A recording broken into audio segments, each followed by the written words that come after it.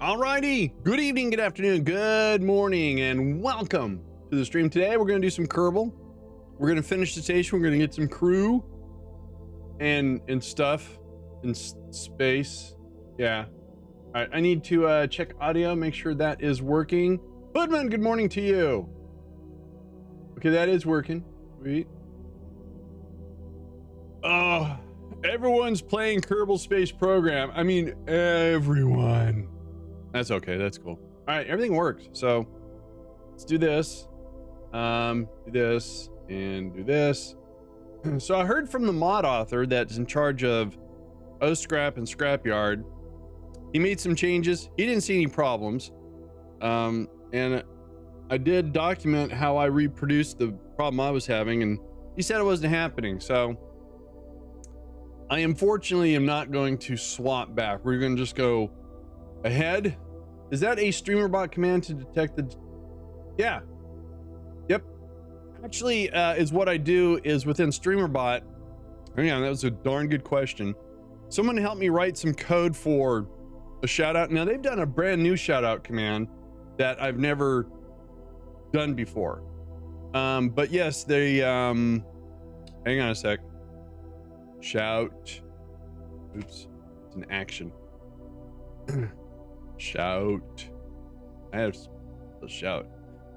So I have a specific Rocky Jockey shout out that checks the group that you're in, and if you're in that group, then it does a Rocket Jockey thing. How's that for you, huh? Pretty good, huh? I stole someone else's idea and asked them how do I modify it, and they very forthcoming. A lot better than, you know, when yes, streamer bot. So when I first started using a bot, I used MooBot and Nightbot. Not a whole lot of flexibility there. Then I was using another bot, which I can't remember the name of, and I went over to UnkBot, which then became Streamlabs chatbot. And I tell you what, for the first couple of years, their Discord support was spot on with all the problems I was having with it. And then now it's all automated with hardly anyone that helps you unless you subscribe to Streamlabs. So, no thanks. You have a nice day. So we don't have any mods to update here. No, we're good.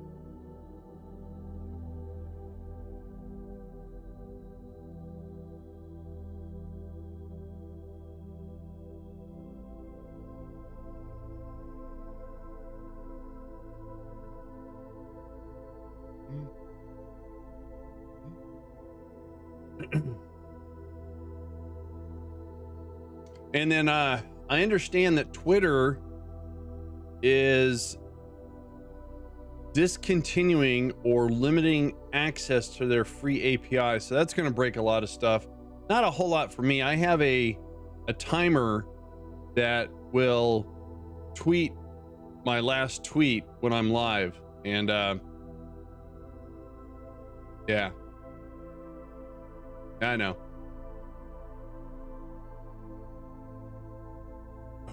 A real punch in the gut, right? What's up, Pookie? Right. So in the 3D printing world, I printed me some little triangles because I found that when I paint stuff, I'm putting them on cardboard and painting them. But then if you paint too much, you get that little rim around whatever it is, and it sticks to the cardboard. So I thought, well, I'll make some sacrificial painting pylons and see how that works. Still learning how to paint. It was my breakfast. That's not true.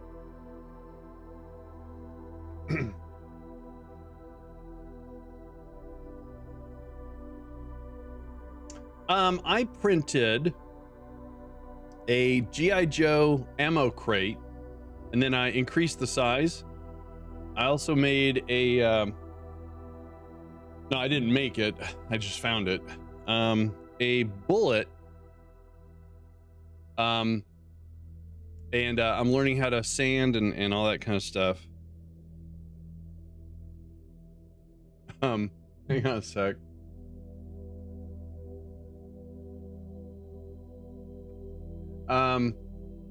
So nothing, you know, I'm just learning, taking some of my 3D prints. I mean, I've got a lot of 3D prints here that I want to paint, but I'm doing sacrificial ones, you know? The, let me see here. Let me see. Hang on.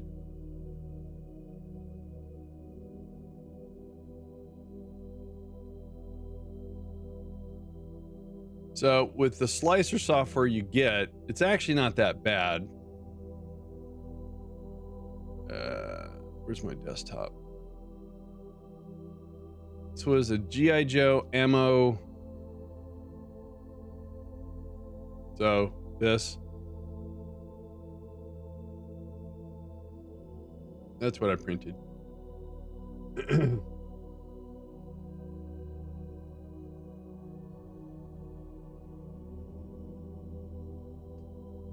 Real good primer. Well, I started off with a classic. You know, when I used to paint models, it was testers, and then I got Rust-Oleum. So yes, and also, you know, having a proper environment. All I'm doing is I'm taking this thing, I'm putting it on cardboard, I'm taking it outside because I'm getting tired of spray painting other stuff, and spray painting with the wind going away. So yeah, I guess it would be better if I had a nice controlled box to spray paint stuff in. FDM printing? I don't know what FDM printing is. What is FDM printing? Fuel disposition modeling. Wow, I guess.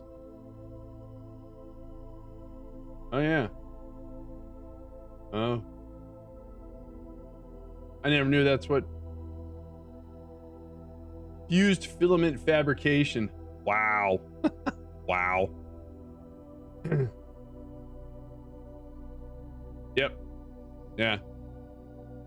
You know, the first time we had a problem with our 3D printer, I sent a request to the support, and they told me to make sure that the PTE, and they were using all these acronyms. I say, hey, look, this is our first 3D printer. And they finally dumbed it down. All right, so we have got around Minmus.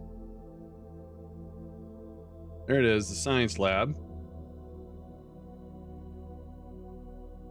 We need to, I think, does not have a power module. Yep, we just need to get a power module out here. We have an engine section just in case we need to change. We got some basic solar panels. Got to bring a crew out here so we can install our antenna. So right now we have communication going through relays. All right, so let's let's put our station together in the VAB so we know what we're dealing with here. Yeah, I never heard of it like that before.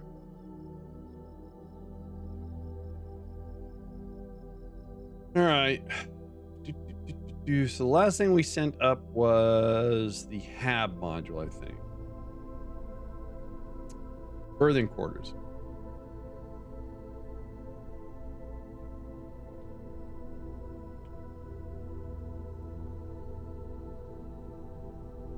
So let's grab berthing quarters and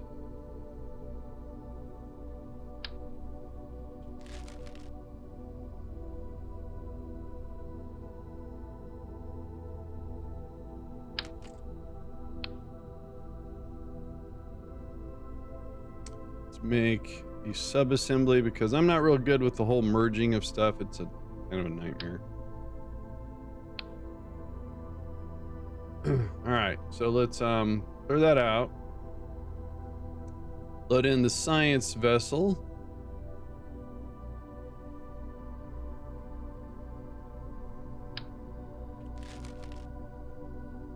We're going to call this the science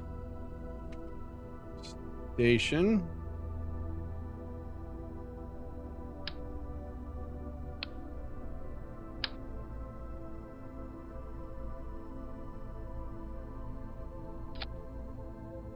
There we go. That's the station so far. Plus, there's an engine section out there, but I'm not going to worry about that. All right. So let's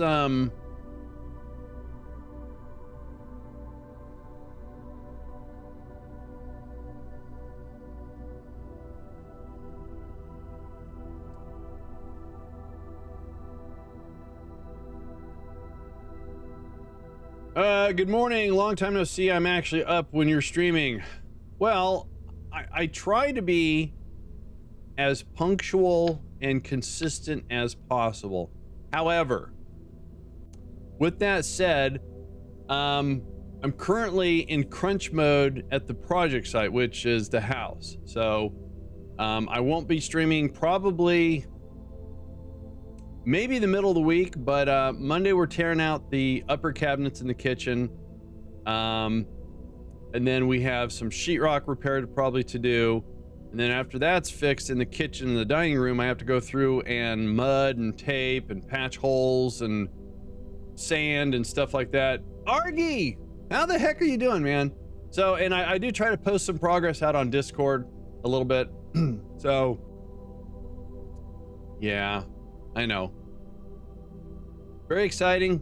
A lot of work too. We gave one coat to one of the rooms. And this was the only room in the house that doesn't have the tongue and groove tile. So I thought, hey, this is gonna be pretty easy. It was not. My shoulders were killing me the next day. Oh man, tell you. So tomorrow, like I said, we're gonna pull out the cabinets, assess any damage to the sheetrock, fix it, and then it's stop whatever we're working on to get the kitchen and dining room ready, because we have cabinets to be installed. They're not here yet, but I want the kitchen ready so when they do arrive, then we can shift back to that.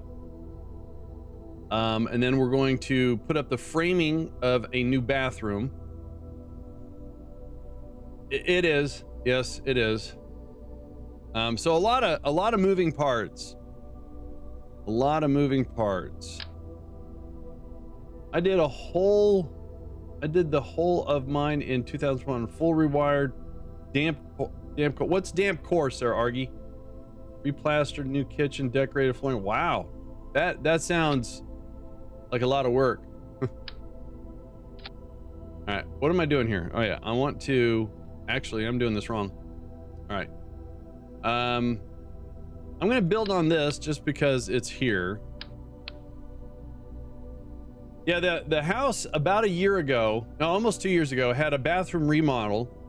And while the remodel was going on, we had a plumbing company come out, ripped out all the old copper, cast iron. The only thing that's cast iron still in the home is the connection to the septic. The area I live in has a high water table. You can get rising damp through. Oh, interesting. Wow, Argy, I never heard of that. So, so that's good. We got rid of in Discord, I put a picture of the old sub panel. So if you guys check that out, you'll see the new sub panel. All right, so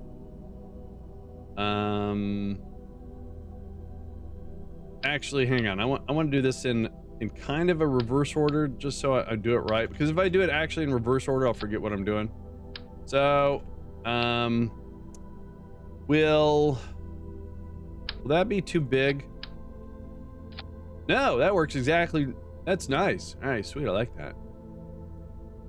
All right, so now, see, normally what I would do, I would take this and just stack a bunch of batteries in it, but it's hard to get an even distribution. I can't believe I just said that, distribution. So instead, we build half.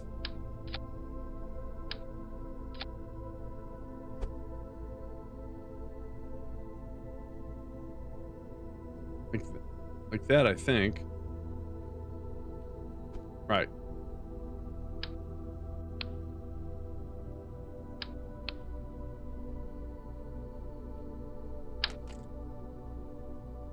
Now that should still have a... All right, cool. Hey, monster. So what I like to refer to as the house's nervous system is brand spanking new plumbing, new electrical, and we've been going through each room, and I have a contractor that's working with us on stuff that I can't do. Like we just had our we just discovered, I don't know how long, there was a hole in the subfloor underneath the kitchen sink, and critters had gotten into the home and made some nice little homes of their own. Having Freebird playing in the background while you're doing the same thing playing KSP is making planes hit different. I'm sorry. Nice. Add a lot of value to. Oh, I know. I get it. So the house is the house has got. I wish I could do that too. Would have to move out while it was done. Yeah, no one was living there when they did the nervous system.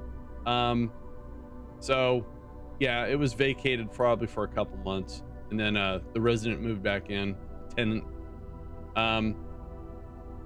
And we paid someone, initially it was going to be $1,200 to paint 3 rooms, and we bought all the paint, and they did an okay job. It went up to $1,500 because the windows, the previous tenant had painted over the locks, so they had to do some chipping and sanding to get the locks, and it's the slider lock thing. Anyway, I'm wondering if I'm going to leave this like this.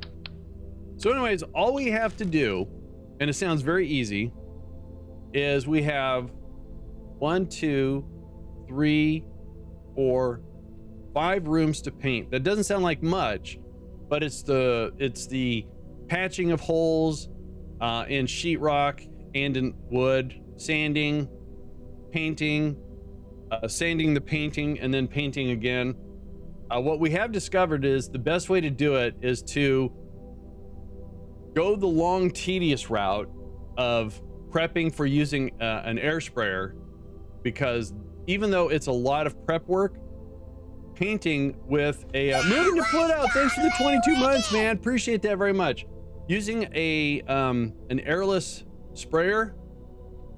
Ren, thank you for the 34 months, guys. Thank you so much. Are you guys hearing those alerts? Because I'm not. Tell me if you're not hearing those alerts. I'm probably not hearing them because I'm talking so loud. Oh, I know. Yeah. So, you heard that? Good. All right. Thanks, guys. And I've got new audio. I just haven't put it in play. I've been a little busy. All right. So this looks interesting.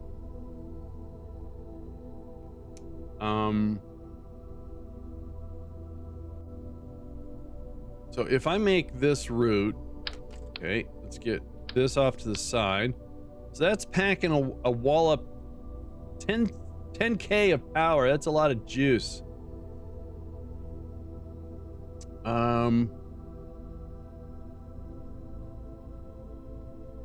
So now we have to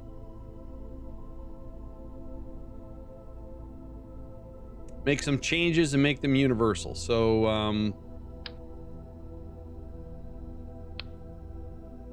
all right, so first things first, the guidance chip does have an antenna, a very short range antenna, but I think what I want to do is we're going to change route to the guidance chip, take the docking port off, because you never know what's going to happen, right? You never know. So we're going to take the low profile.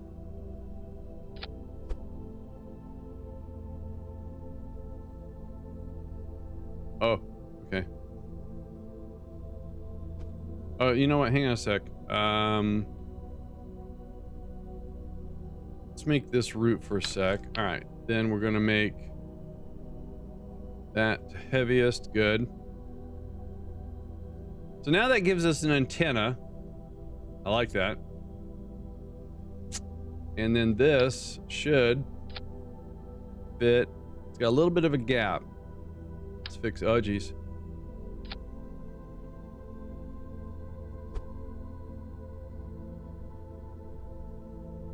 Just a little. Only reason I'm up early today is because I have an 8-hour smoke to do on beef. Oh, dude. Well, today is Alex Jr.'s, Alex's young one birthday. We're having pizza. Whole family's coming over. All right, so what else am I missing here? If we want this to maneuver itself, we have to go to our sub-assemblies here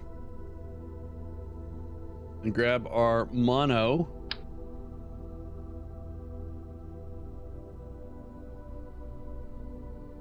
At first, we were going to have homemade quesadillas, but that changed.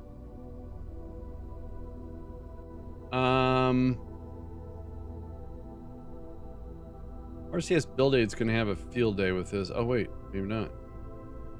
Oh wow, okay. I can deal with that. It's good. All right, let's turn that off. I'm not gonna. I guess we can slide these in. All right, whatever. Now we're going to attach this. We're going to make this route. So we're going to make a copy of this. Pizza's good. Yes, it is. We were going to make homemade chicken quesadillas, but I got to change the pizza. I just got my pit boss 2 weeks ago. Ooh. Oh. All right, so we made a copy of that. So if we, no, can't do that. So let's do that, get rid of that. There. So that's our power grid. Kind of weird gap there. Let's see how RCS is. All right, that's good. Good. Yikes. Oh, that's terrible. Why?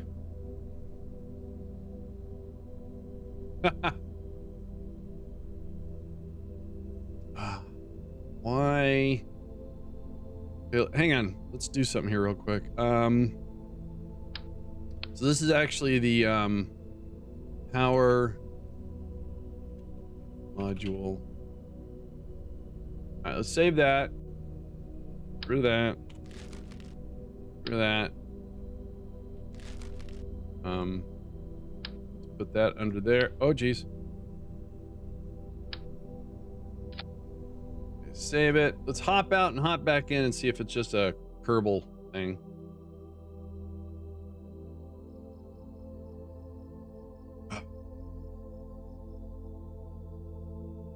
I ran out of wood filler, and I'm switching over from the wood and plastic to Elmer's wood filler. I just want to see if it applies better.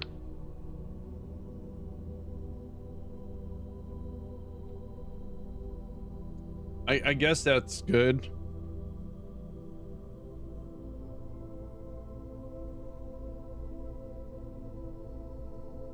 All right, that's better. All right, good.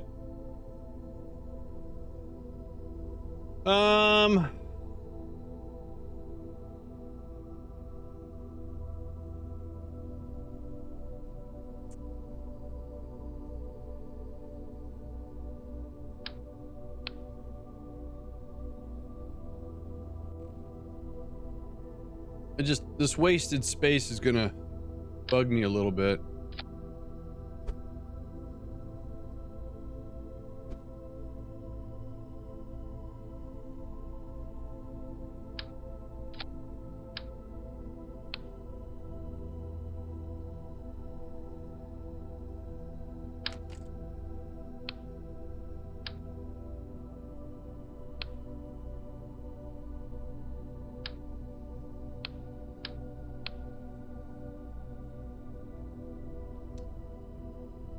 Whoops.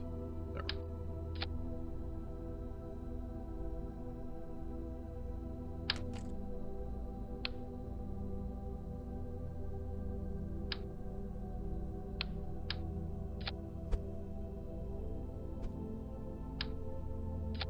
Hey, look at that. Looks like a centipede almost. Weird. It's not bad. What I used to use for wood glue and wood dust from, oh yeah. I've watched those things. It's just that with the, I haven't seen the plastic wood have a, I always have to use some sort of a spatula to get it out. Some of these holes really aren't that big, and I'd rather just squeeze it out and use my finger, you know. It sounded really dirty. How come, dude? Oh, there we go. Didn't know I did that. All right, yay. Cool. All right. So now that looks better. Now we got 12,000 power. Sweet. All right. So this is a very big lifter. We won't need all of it. I doubt it. But let's see here. All right, let's leave the fairing alone. And let's see if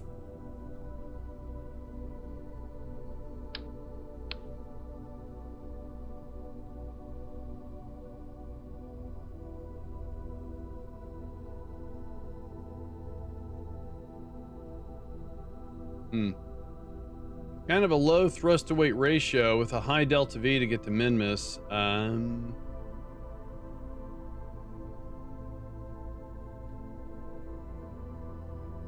Since I have not been around for a while, and I know you have probably talked about it, how excited are you? You know, I tell you what, whenever there's a new game announced and it's something right up your alley, you get excited, right? So when they announced KSP 2, remember all the hype there was? And then it was very unfortunate that we fell into the pandemic. And yes, it makes it very hard for companies to, you know, be productive. You've got to spend more resources to get your infrastructure up to snuff so people can work from home, make it secure, you know, and stuff like that. You know, it just, it was very difficult. So KSP 2 got pushed out not once, but twice. And you don't know what's going on behind the scenes. We don't know, you know, what the how do you say it? How the owners of the company that owns the company that owns the game are telling the team. So we don't know what kind of pressure, drama is going on to get this thing up and running. All I know is what we heard. And that was, hey, yes, KSP2 is announced. A lot of excitement. And there was a transition from the original developer to the new developer. And there was some drama in there. It's well documented on the internet. I'm not going to go into it. And then once things had settled, but we're still in the middle of a lockdown with the pandemic, they were saying that, you know, every month we're going to see a video with an update. And they started off really good, and then it just went flat. Videos came back, and all the videos really showed were animations of parts. And I went, okay. Yeah, I don't know what's going on. I'm going to try to keep an open mind. But then when they finally announced it, right? So we have, you know, what, 12 days, right? And I'm going to take that day off. I won't be working at the house. I'm going to be here, and I'm going to download it and go live with it with hopefully most of you guys hanging out here. So but I'm excited about it because I would love to play Kerbal with my friends, with you guys, and come up with some really interesting designs and missions and stuff. We're gonna give this a try without the boosters.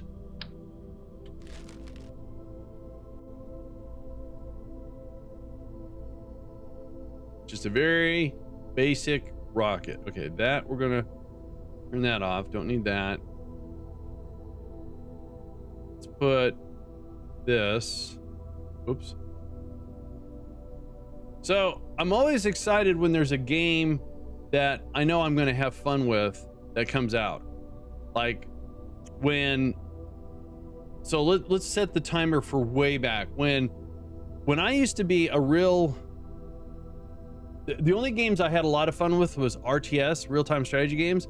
You know, I'm talking, you know, Command and Conquer, StarCraft, all that kind of stuff. that's the only game I wanted to have fun with, because I tried early versions of MMO. This was before World of Warcraft. I tried Anarchy Online. I tried some other ones, and it just wasn't. And then trying to get my friends to pay for an subscription when you would buy a game and you could just play online for free, it was difficult. So I just stuck with RTSs. And when StarCraft announced Brood War and it came out and it added a whole new, strategy, I was going, yeah. So I had a ton of fun playing RTSs. It wasn't until I started playing Kerbal and used a mod that forced me to keep making stuff in a survival mode that then I said, oh, survival games can be fun. I just thought they were going to be a lot of work and not fun, but they turned out to be a lot of fun. And then of course there was a whole slew of survival games, right? Base building, zombies, bad people, so it's one of those things to where, you want to stick with a genre that you're going to have fun with and not get burned out with. Now, you can get burnout from any game that gives you replayability, Kerbal, Factorio, Satisfactory, all those base buildings to where you can do so many different things. So it's just kind of up to the individual to stay creative, and plus a modding community too. More better devs might help reduce shipping delays. I don't think it had anything to do with the devs. And I know that when KSP 1 was done, the people at Squad that wanted to continue to work, they went aboard. So it's not like they had a real staffing issue, I don't think. Again, we don't know. I'm not passing judgment or anything, and I very much look forward to helping out where I can. Oh, that. Okay, we need to do that. I was getting burned out on RimWorld, and modding for sure helped me. There you go. Yeah, exactly. Yeah. Now there's games I'm not getting any good at that people love, like Oxygen Not Included. I've rage quit that twice. I still want to play it. What's the other game? Hang on. No Man's Sky. Beautiful game. Awesome game mechanics, but they lied. They made up for it. I tried it. I rage quit because I couldn't figure out how to do something. I tried it again. Got a little bit further. Rage quit again. So they hired a couple of modders. Yeah, I know. To work full time. Yeah. Nirta. Yeah. Yeah. So, all right. I think we're ready. We want to send power to the station. And again, I'm not a coder. I can talk the talk, but I can't walk the walk. Tell you what, if I could make a game in COBOL, I would kick some serious behind, let me tell you. All right. So let's put this into that kind of an orbit. All right. Exactly. We could also buy a whole bunch of RPGs, not role-playing, but RPG, report, program generation.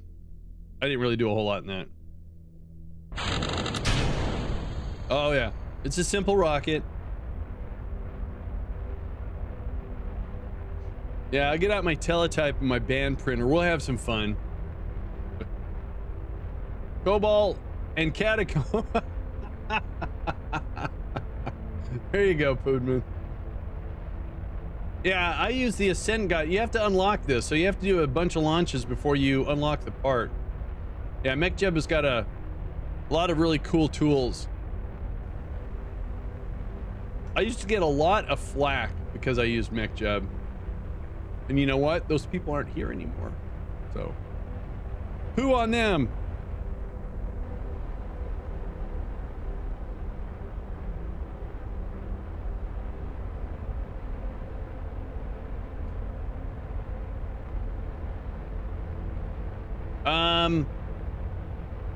Not right now, I don't. So I have it set to... Now, I built the rocket. Thanks, Boomman.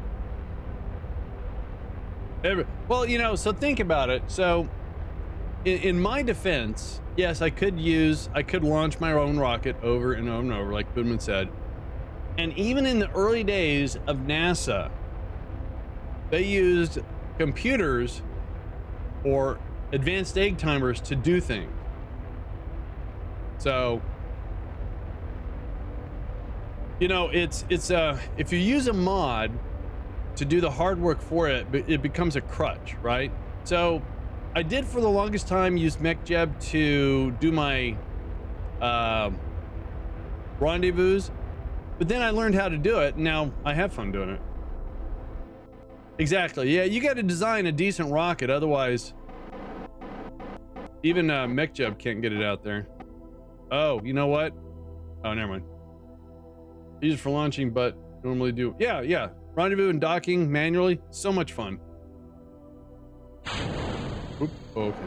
All right, so we need 1,098 to get this into orbit. If you notice, we don't have any solar panels, but we have got we've got 12,000 electrical charge. I think we're going to be okay. Shut up. And to get to Minmus, we need about 985.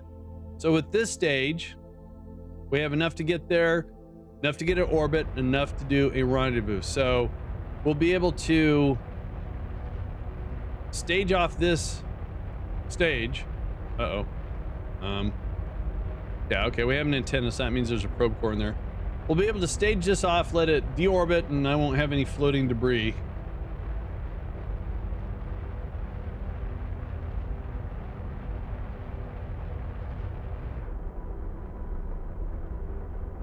You know, everyone is a little different when it comes to docking and rendezvous. I get it. I fully get it. That's why I used MechJeb for the longest time, because I could not get it.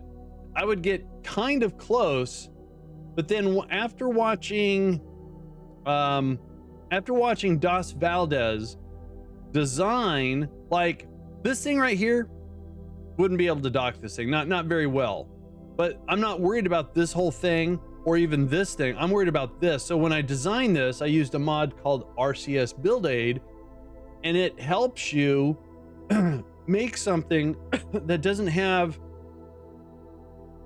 well, if you understand it, it helps you design something so it has the least amount of torque, so that when you try to do translations, you're not all over the place. If that helps. Yeah, Doss has got a real job now. He works for you see him a lot when he's doing streaming for his company. NASA space flight stuff, yeah. All right, so let's get rid of that. Let's go back to this. Oh, that's not much fuel. Oh, that's not good. All right. Not very good. All right, so we're gonna have to do this.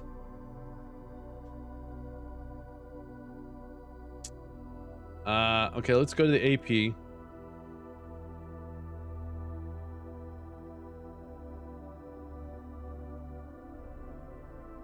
I didn't realize we're gonna have such little fuel, so we're gonna turn this around. Yeah, I mean, and he was always by himself or with groups of people going to these rocket launches, and with his own funds and his own equipment, filming these rocket launches, you know, out in the middle of the sticks. But now with the company he has, they actually have their own remote cameras to get close-ups. He collaborates with other people doing all these live launches and talking about them and stuff like that. Yeah, he's living his dream.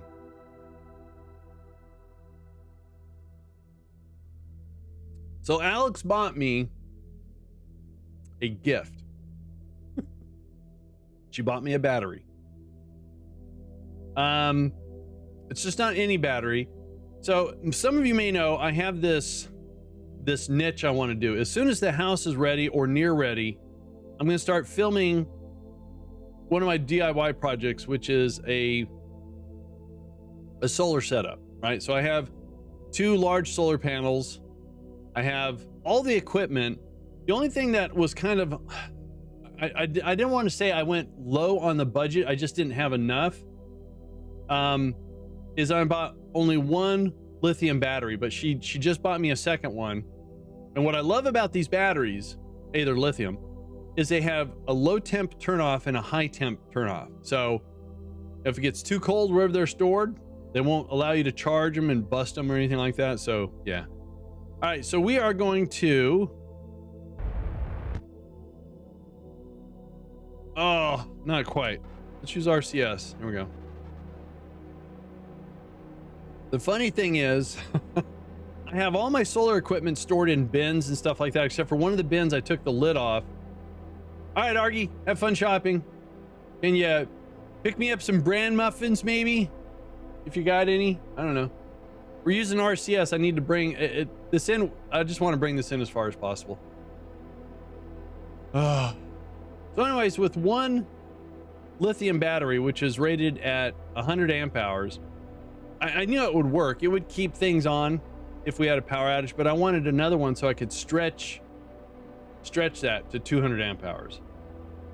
But anyways, I'm going to do this. I'm going to do it step by step, post videos, get feedback, make changes that I can afford. And the first stage of it is to put it up on a wall, hook up with the components, test them, and then I want to tie it into the home because it's going to be a backup for the home. We're not going to live off of solar. We're not going to be off the grid. But I want to be able to keep the refrigerator going, keep the heater going, you know, the essentials. And since most of the home lighting is LED, lights can stay on, won't be able to run a microwave too often or anything like that. It's all about the amps and the volts, right? Or the watts, excuse me. All right, that should be good enough. All right, so now let's switch to that. So that'll be 1.0. 2.0 is taking some of the same components and then putting it into, so it'll be mobile. Or not. That was my initial thing, but basically what I want to do is once we get moved in over there, I actually want to be, as a streamer, I want to be powered off a solar or battery. That's going to be my thing. All right, so we want to control from here. Get rid of this. Let's go find Minmus because that's where we're going. There we go. No, I don't want it. I want the planet, not the station.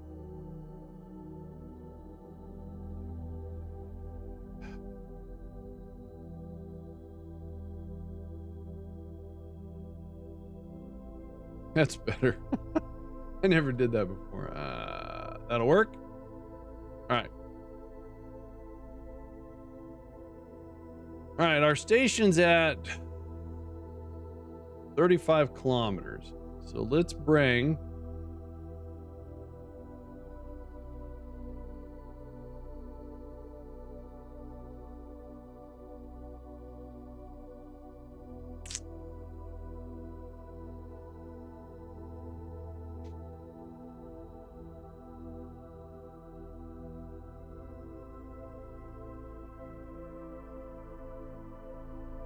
do that. So that burn is going to be 1,124. We have enough. Our thrust to weight ratio, it looks like it should be fine.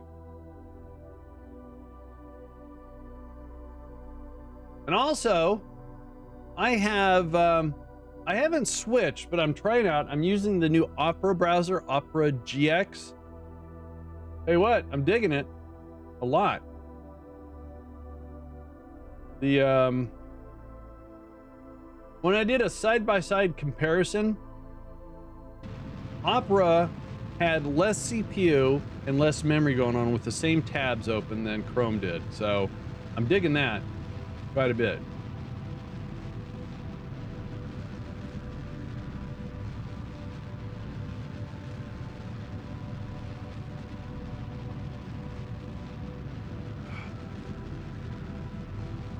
And I've posted some progress of some of the renovation work. Brisket pics. Ooh, really? Let me take a look.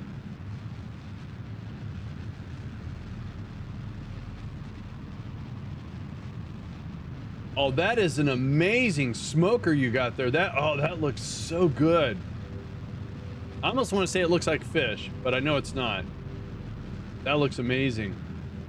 That looks really, really good. Bravo on you there. Well, bravo. That was dumb. Sorry.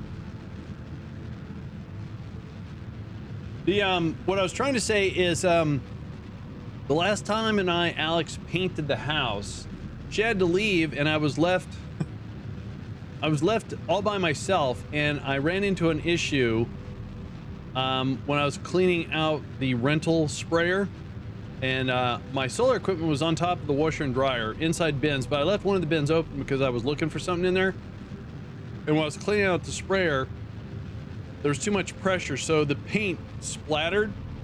So you can see in the DIY my inverter got splattered, but I found a cleaning process that works real well. It's rubbing alcohol and a rag. It works so well that if you look at the W for the 3000 watts, I got a little aggressive on there, so.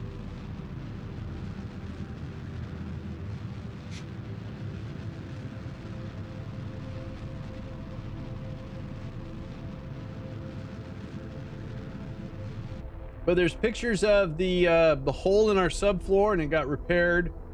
The demo of the old cabinets, some progress. Our new doors, our external doors. All right, let's turn this on. Let's do this.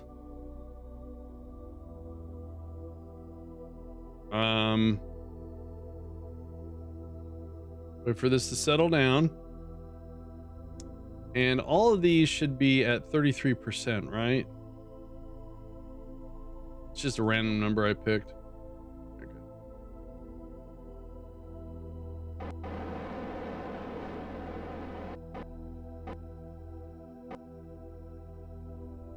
Close enough.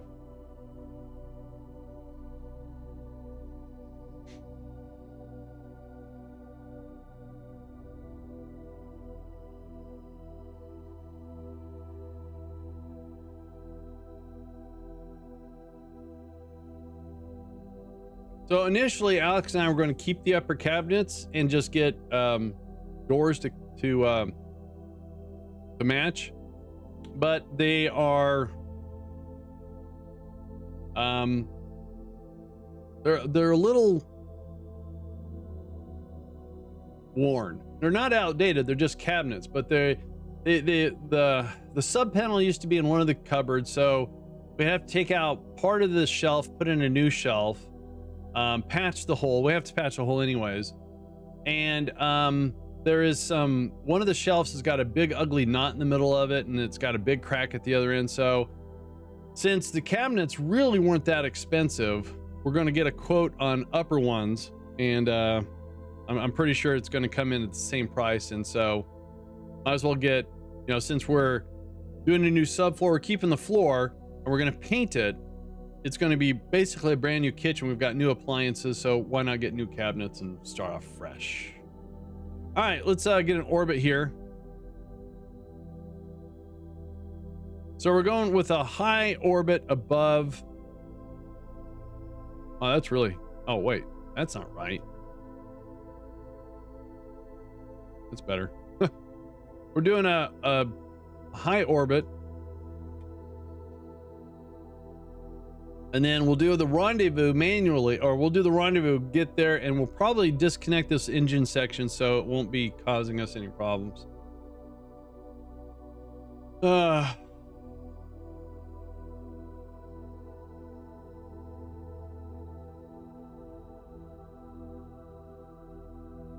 what I'm hoping this week, Monday and or Tuesday, the old cabinets come out, the sheetrock, there's some sheetrock that has to be replaced.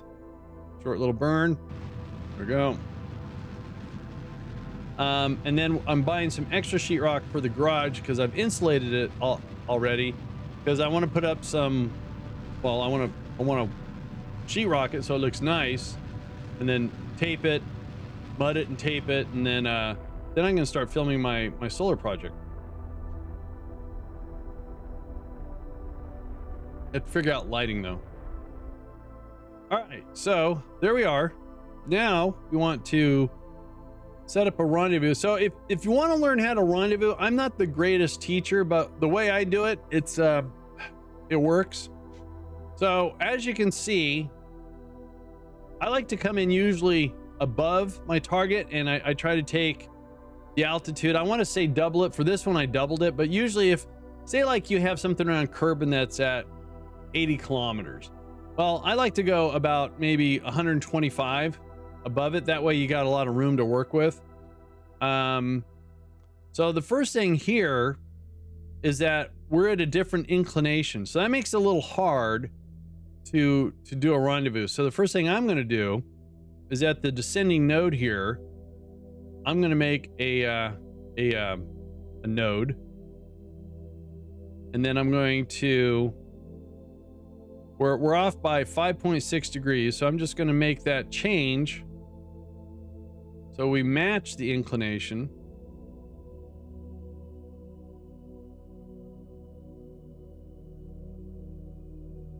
As close as possible.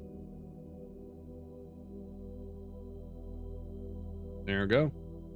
And then that's going to cost us very little fuel.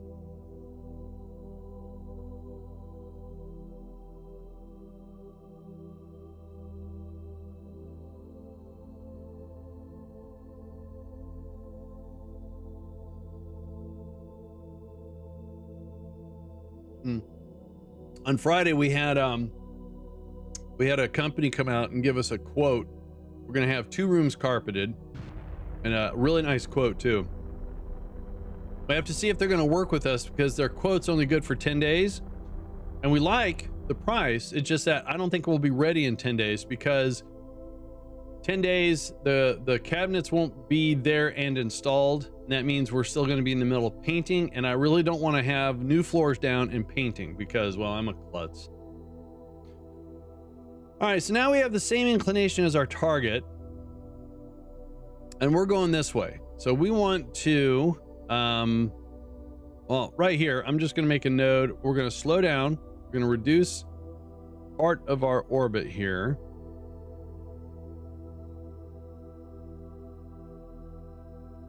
Where it matches part of id orbit. And then we're going to move the node around to see if we can't. There. Nice. So this is a not a bad rendezvous. It's got a 1.1 kilometer, you can see separation here, and we're going to fix that on the way. So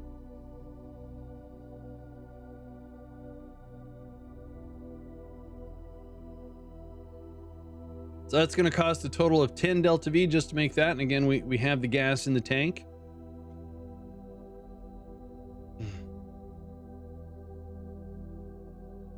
I unfortunately have to ask Alex to see if she can volunteer some vacation time. I don't know if this week or next week to help with prepping rooms and doing some painting. I try to do all the painting on the weekend.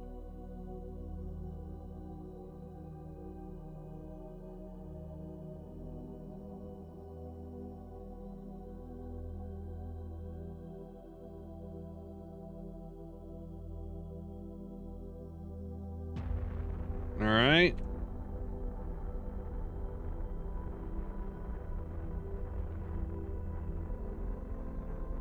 All right, good burn. So that's our target. This is our rendezvous. If we miss that one, we do have a backup. So we're gonna get all the way over there. And by the way, if you guys ever miss the stream, I do take these streams and I put them up on my YouTube channel. So youtube.com/@gamercircle. And they're unedited, so you get the whole thing. It's just there's no chat there to interact with. All right, whoa. So our target is, there it is. All right. Let's see here.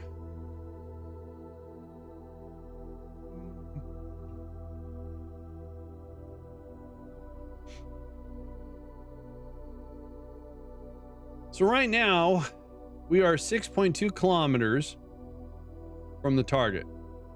And as you can see, our speed is slow and we're slowing down. So we're 7 minutes from rendezvous according to this. So we're going to speed up until we get within like 3 kilometers.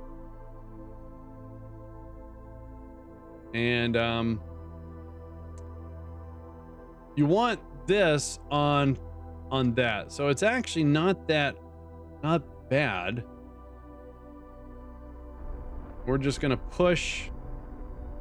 And what side do you need to be on? Well, if you start on one side and you're pushing it away, just go to the other side and push it back. So I don't know all the science involved on which side you should be on or anything like that. All right.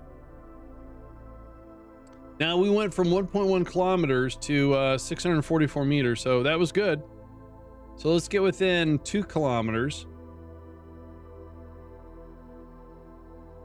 Close enough.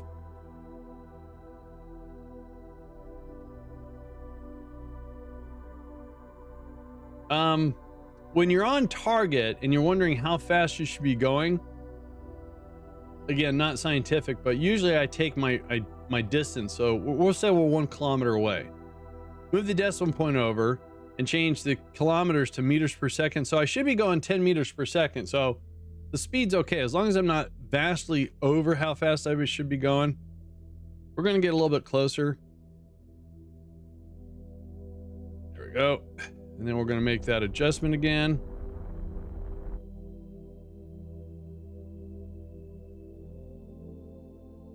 Actually, we're going to flip around. Now we just do the opposite.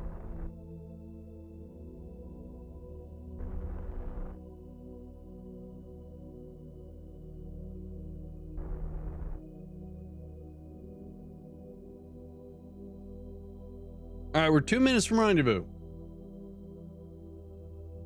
When we get within about, I don't know, 30 or 20 meters, we're going to try to bring this craft to a stop, and we're going to undock. And then actually what I want to do is I want to change this down to 10%.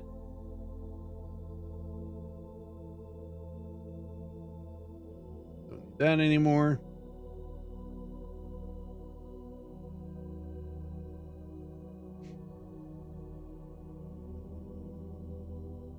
Oh, and guess what? Today, Alex's father is his last day and he retires. Forever. And then in about 6 days, him and his wife are taking their very first plane trip to Hawaii. They've never been to Hawaii. So, big vacation, all that kind of stuff. Why did that switch? That's weird. Huh. Yeah. Okay, let's turn that on.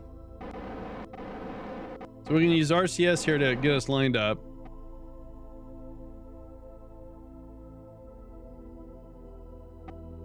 So our target separation is only 3 meters. Yay. We're going to turn around.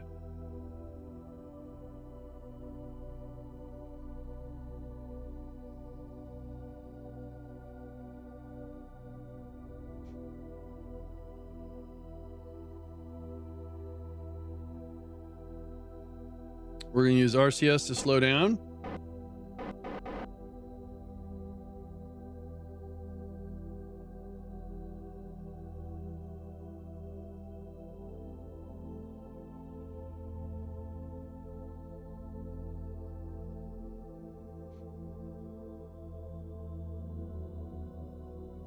I scratch my ear.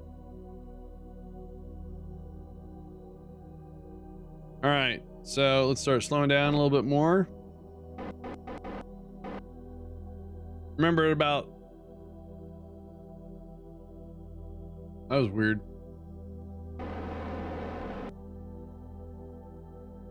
Big shadow.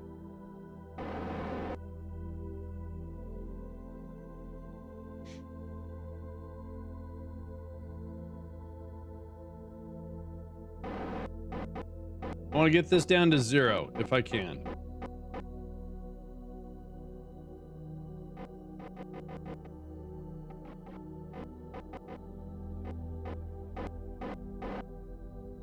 All right. Now is what I'm going to do is turn this off. Oops. All right, that works. And I'm going to undock.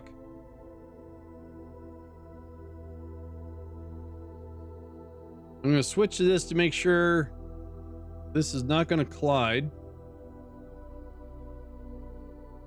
All right, it's still moving 0, so I think we're going to be okay. So we're going to switch back to this part.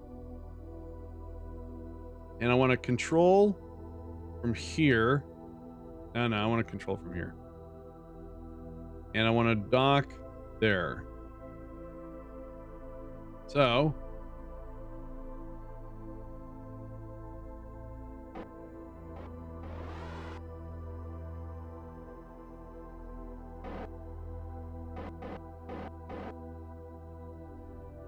zero sum outcomes. How you doing? Actually, I changed my mind. I want to control from here.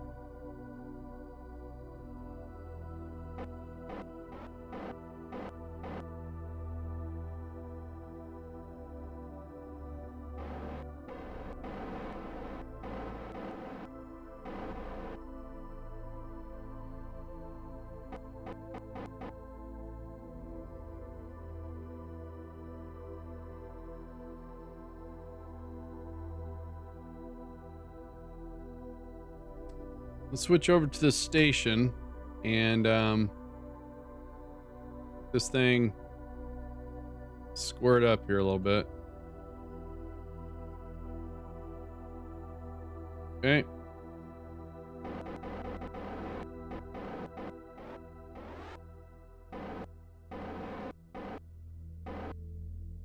Just woke up,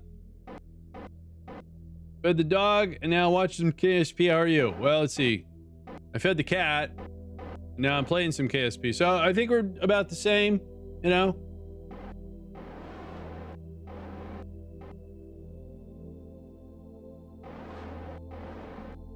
Although I had some pancakes, little mini pancakes for breakfast, so.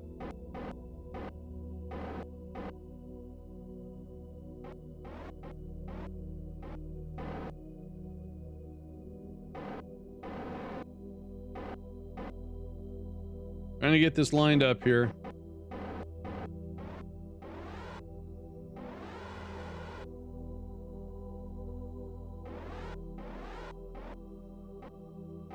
Oh, we're crooked. All right. Oh, and the RCS is the wrong way. Oh.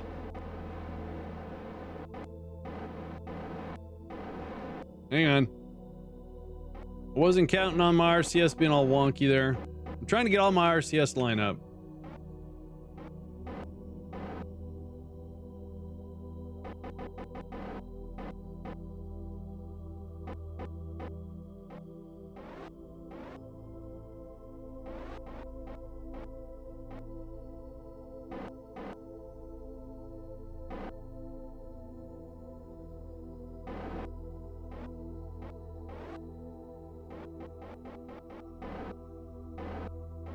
All right, close enough. I've never been good at docking. It just takes a lot of practice, and everyone develops their own kind of way of doing the same thing that everyone else does. Whoa. Some people say they need that mod that shows a little docking alignment. I've used it before. Yay.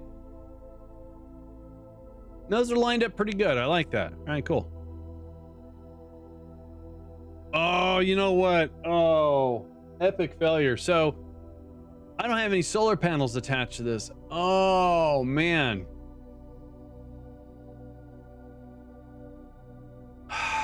Can we bring a crew out? Can they? Man. Can they manage a large solar panel or two? Dang. I don't want to say I was in a rush, but I just... Yeah, that's our power module. Dang it.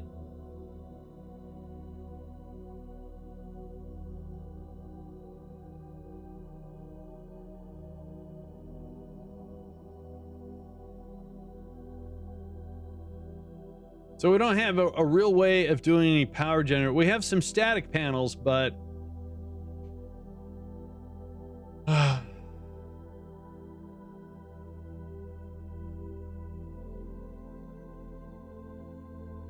well, we're gonna give it a try.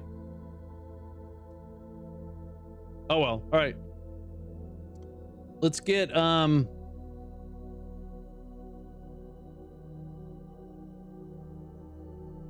this deorbited. And we're gonna have to I think what we're gonna do. So, and thank you, Sam. Instead of sending up a craft with Kerbals that have got the parts, let's send up a cargo craft to dock. And then we'll bring the Kerbals out and take the panels from them. Yeah, that's what we'll do. Yeah. All right.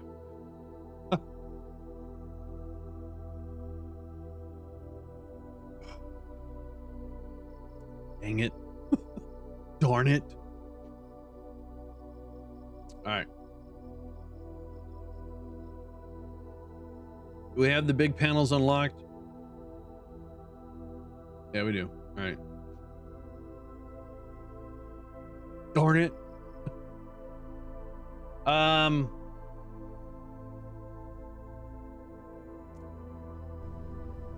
right, let's load up the craft we just sent.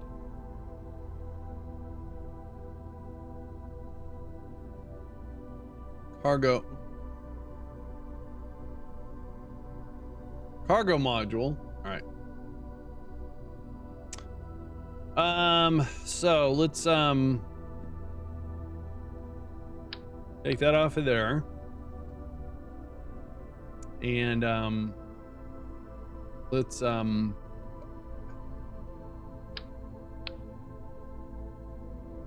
cargo.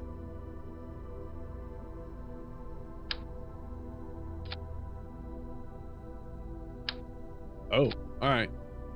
So let's see here. Inventory. This can hold 650 liters. So this solar panel does 24.4 electrical per second. Wow. This part cannot be placed in a storage container, but can be manipulated. Oh.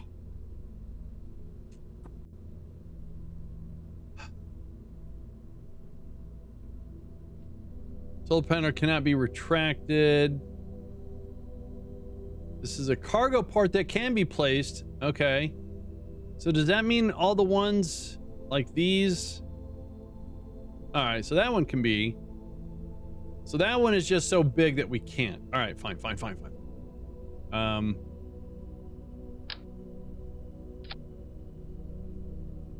So that is the same as this. It's just retractable, right? Right, okay. So that's one of a kind. So this is the only one that cannot be put into a cargo.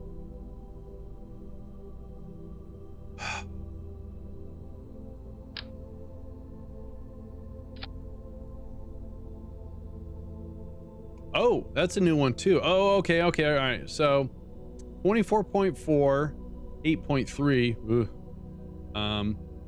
8.3. All right, so wow. All right, so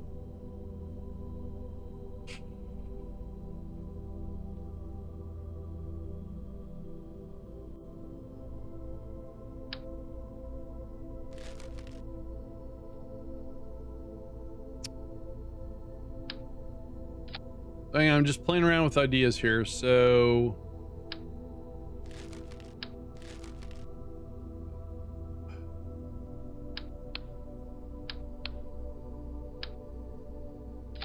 that's our power module. We have, would you stop with the glowy thing? If we were to, so this is 8.3, 1.6. All right, so it looks like we're gonna have to go with this.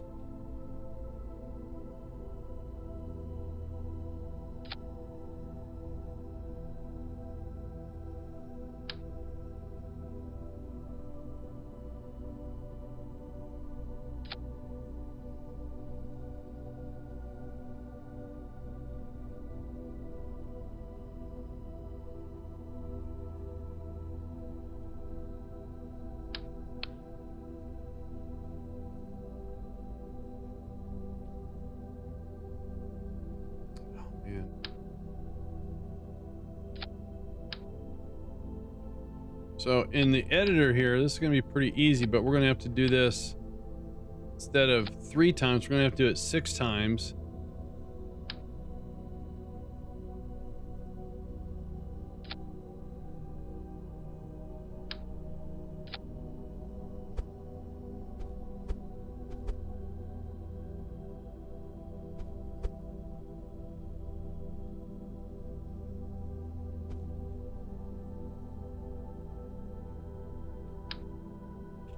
So the idea is that when this is docked,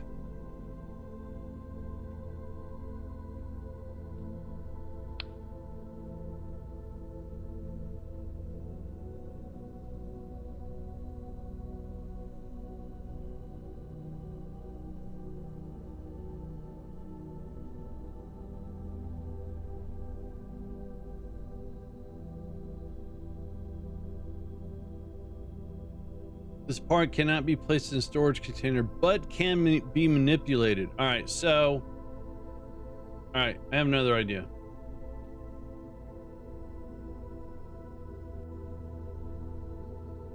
Another idea.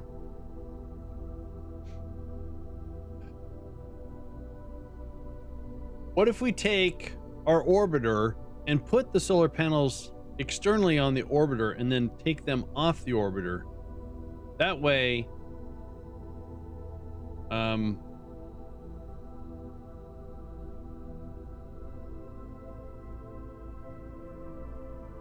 so as we fly out, then we would basically attach just 2 instead of 6, and then we would have that.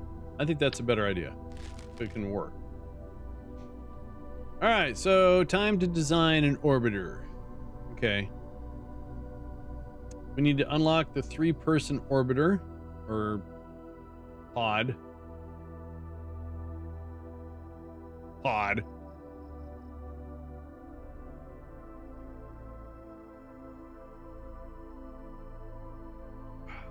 I didn't want to go here again.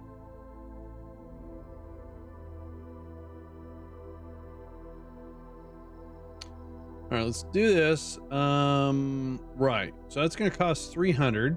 Boom.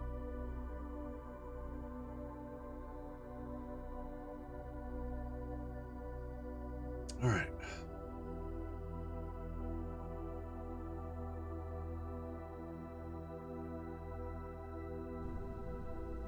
There it is. All right, let's turn off the RCS.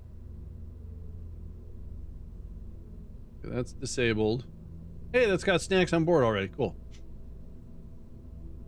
So we have to build this to come back into the Kerbal atmosphere. So first things first, let's put a crew just so we get wow, there's a lot of people here. All right, let's grab a pilot. There's DJ, scientist, and then we need our highest rated engineer. I don't think we've been using other. We'll take digital. All right. So right now they have 16 days of snack, so we have to up that. But since this is going to be coming back through the environment, we need a heat shield. There we go. And we don't need all of it, so I'm going to cut this down. So 400 is half. We're going to go half of that, 160. All right. So we need a parachute. Hey, Left Nut, 43 months. Dude, thank you so much for that. I appreciate that. How the heck you doing, Left? Oh, excuse me, that was a burp.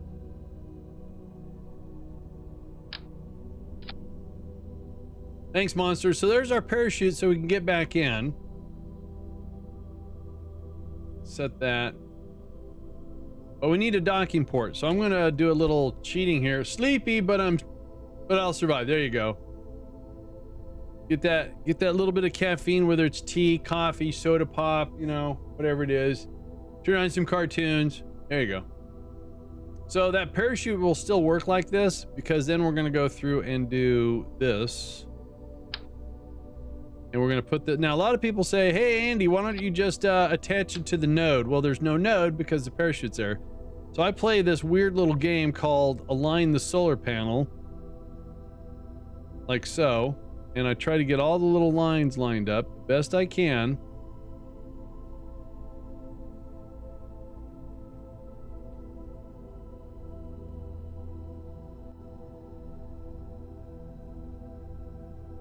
about there. And then we check to see if it's that looks pretty good actually. Yay. So now we got a docking port. All right, so we need a decoupler. So this is going to be our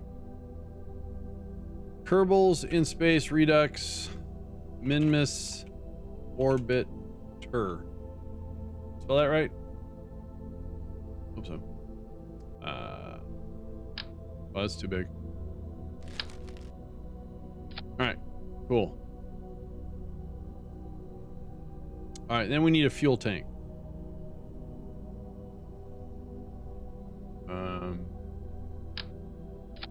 Yep.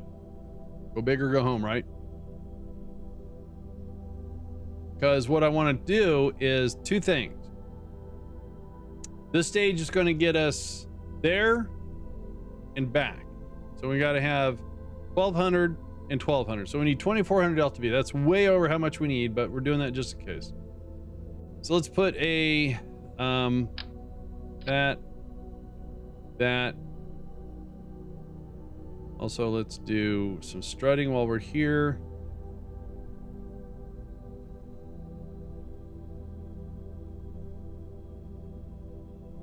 Cool.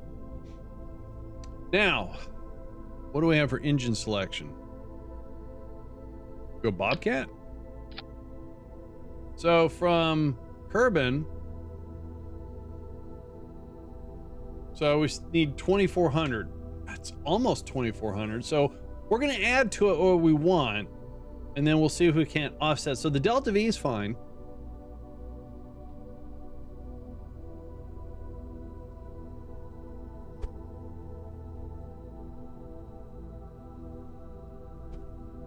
And we have to make this so we can dock. So we still need to add so this is going to work. We just have to add some more fuel. All right.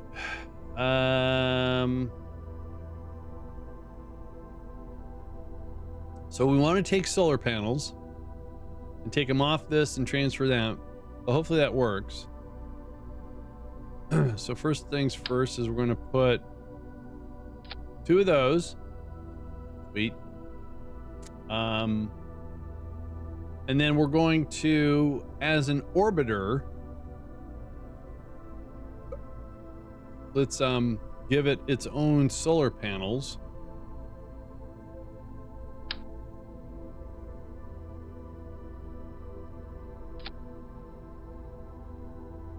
So these are going to get taken off, and these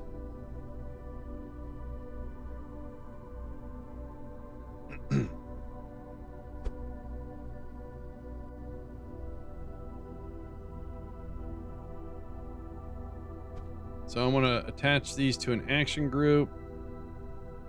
Let's make it 5.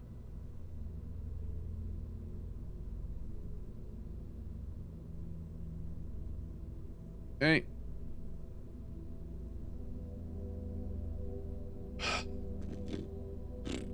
All right. Let's say to Minmus, it's a 20-day round trip. So we need 40 days of snacks. And we already have 3 Kerbals in there, right?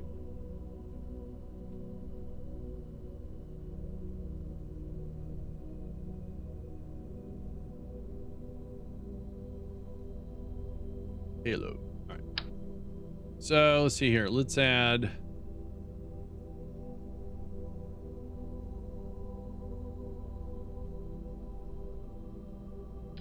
What does that do? It's 50 days. So that's one way. So we need 4 of these. So if we put these. Okay.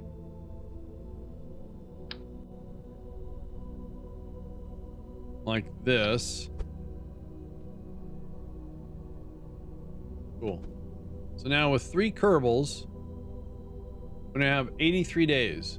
So I calculated, I think it's only 30 days, but we've got 40 days there, so we got plenty of snacks. All right, now with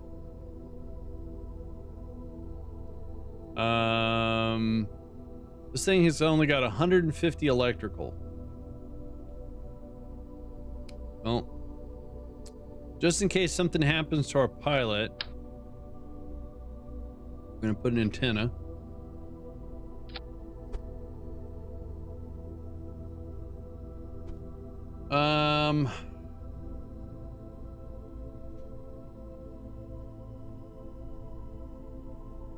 Add some more electrical. We don't need a whole lot because we're not going to transmit, but just in case we do, I want to make sure we have enough adequate juice.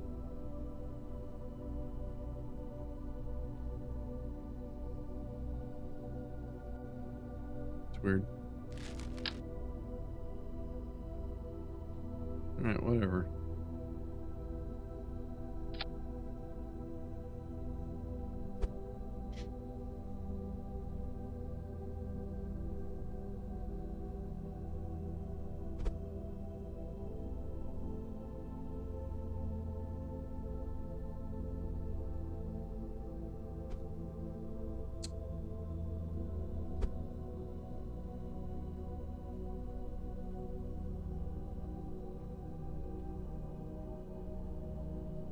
All right, there's our juice. Now we've got 1750.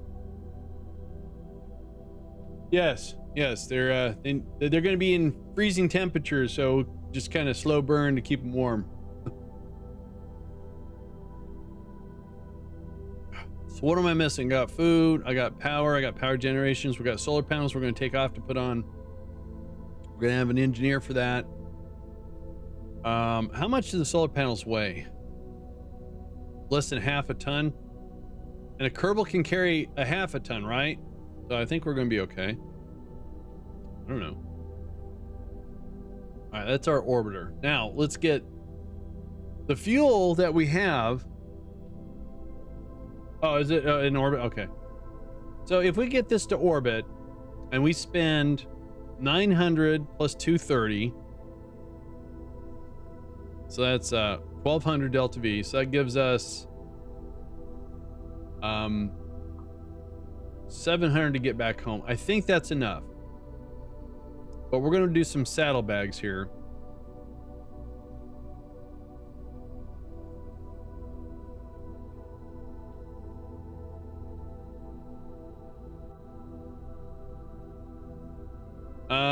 I love how the heat shield on the Parker solar panel keeps the electronics on the near side of the shield a nice and normal 20 odd degrees Celsius in vacuum. Oh, really? I didn't know that. That thing's still flying around?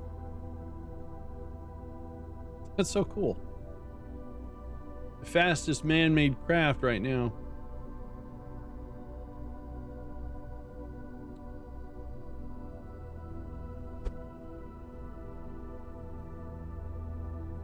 All right. I'm doing that for giggles because I want to do this.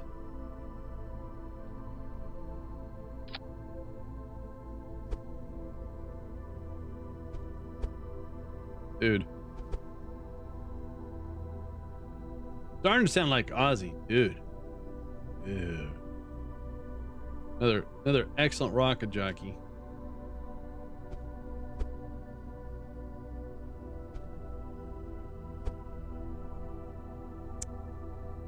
Hmm.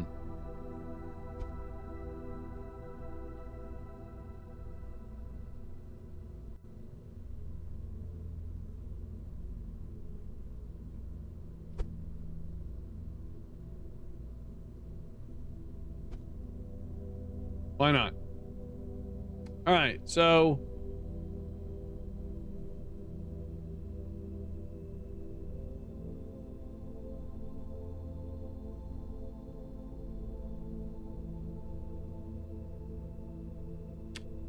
huh.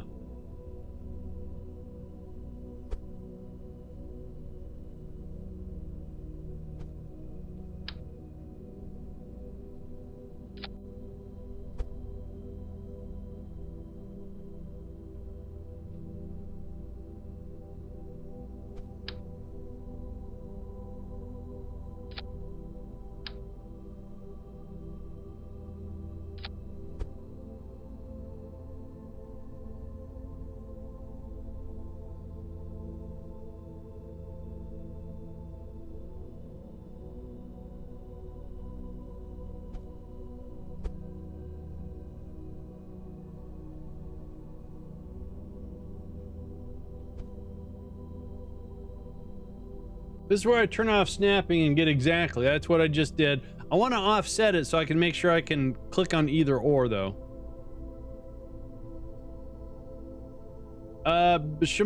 Bishmoto, I butchered that. I'm sorry. How you doing, B?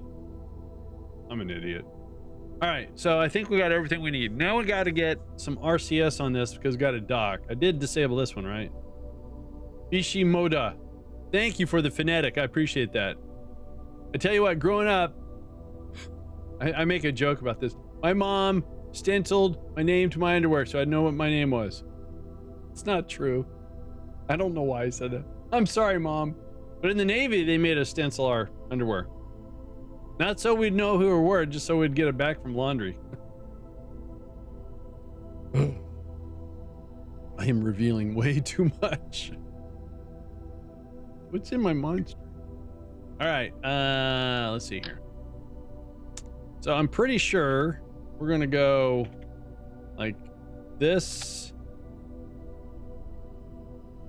Actually, I've seen you streaming there, B. You've been doing some Kerbal also, haven't you?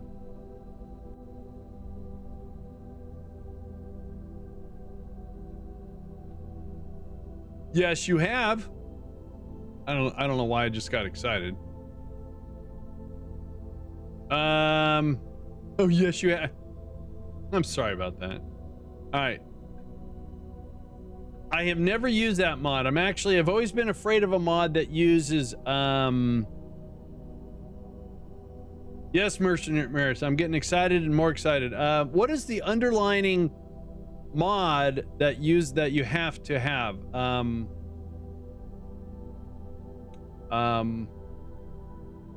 Copernicus, thank you. Yes, Copernicus has always, and I'm not saying this in a bad way. Copernicus has always lagged behind the versions of Kerbal, so I've never, and that was the old dev team, from what I understand. I've never wanted to try it. I did it once, back in hang on, wait.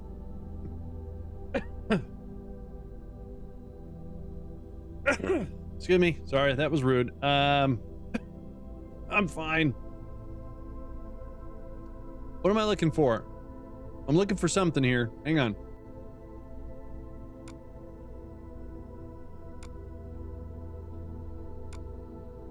There's nothing in that folder. On the wrong drive. Let's see here. Hang on. Historical. My dad had some of his old Navy duds that he used to when working on our car. Bell had his name on them too. Yeah, it's true. So I believe if we go in here,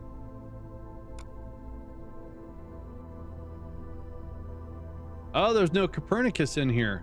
Oh, wait a minute. Wait a minute. Wow, look at all those saves. Look at all the screenshots. Oh, that's me flying a shuttle. Oh, it's true. Oh, this is me using planetary something or other. Oh, that's the Soyuz. That was designed by EJ. Yes, that's it. Yeah, that's EJ Soyuz. Hey Saturn, how you doing? Am I making a mirror station here? Whoa, dude. And this is MKS. This is me trying to learn how to play MKS. Anyways, sorry. I got distracted. I used Copernicus when I did RSS, but stock size, so SS RSS. Bean. Editor, 36 months. Thank you so much, Editor. Appreciate that. Happy Sunday to you too. I'm trying to find a Kerbal save. Monster, thanks for the hype. I could have swore it was the historical.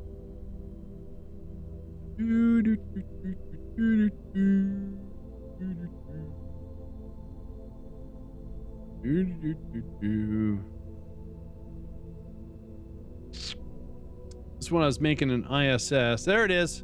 I knew I had it. Copernicus. Aha. So many saves. Gotta be. You're doing fine. Good. I'm doing swell.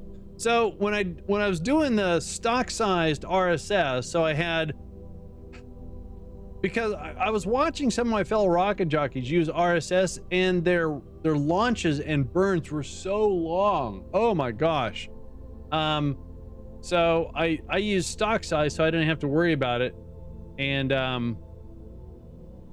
then when Kerbal updated, I had to stay with the old one because Copernicus didn't update very quickly. So I stopped using Copernicus. This week was the hardest week. Why? Why? All right.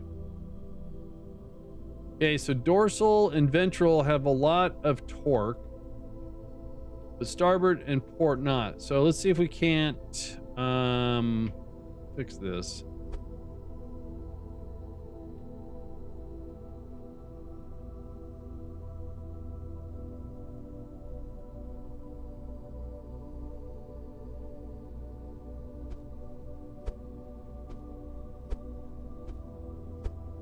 Oh, geez, I don't know what I'm doing. There we go.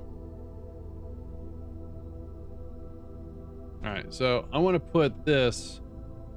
No streams to wake up to. Oh, I'm sorry. I'm sorry, editor. Yeah. I'm afraid that this upcoming week, so Monday, tomorrow, we're taking down the upper cabinets in the kitchen, demoing them, and then repairing sheetrock. And then if there's nothing to do in the kitchen for the contractor, he's going to move to framing a second bathroom. And we're going to turn half of one of the bedrooms into a bathroom because it's a very long bedroom. And while he's doing that, Alex and I will be getting the kitchen and dining room ready to paint. I'm trying not to clip too much into that decoupler. Should be okay. Let's put this one right there. Okay. All right, sweet. Should be able to work with that. But the stock engines are too powerful for stock solar system, and it's easier to fix one planet pack than 100 CFG files. It is. There was a mod, so it didn't make KISS or something like that. But you're right. You're right. You're right. Of course, you guys are right. All right. Oh, wait a minute. That's not going to work.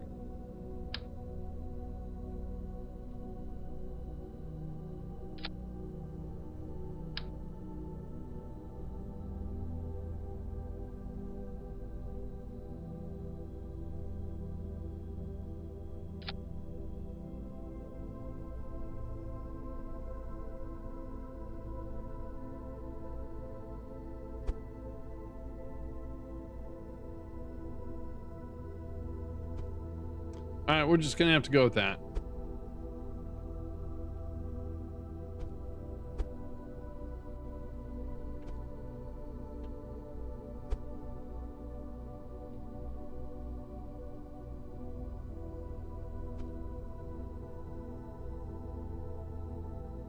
I'm nervous about that when we decouple, it might cause a problem. All right. So now this craft should be able to dock.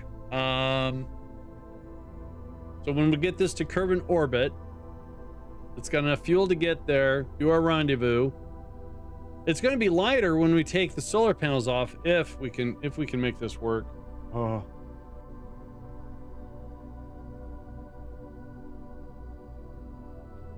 All right, that's done. That beverage is gone.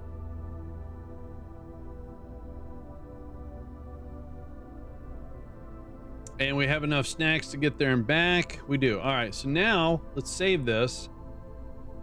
Let's grab this lifter here and see. Oh, geez. We're going to have to make some modifications here. Yeah.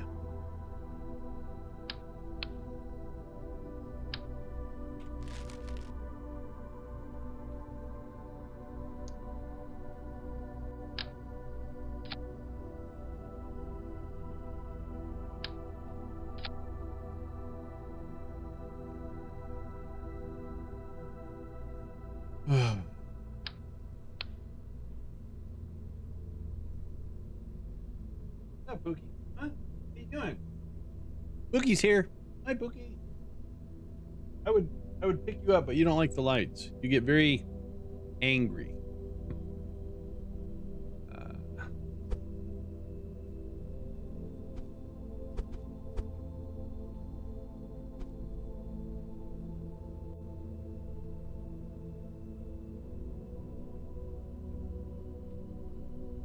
All right, so let's see here. Our lifter.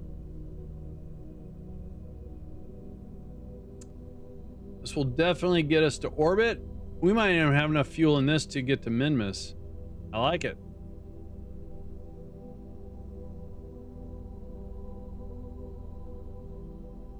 Well, he's got food and water. When I take my break here in about 20 minutes, I'll see if downstairs is awake yet. Then I can let him out. He tolerates me so much. He gets bored. Oh, you get bored, don't you?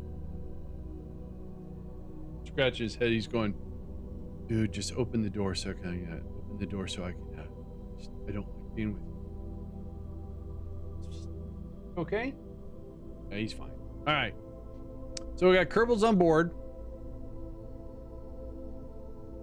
So I don't have any trained engineers because they haven't been doing anything. So we're going to send up digital here and see if you know,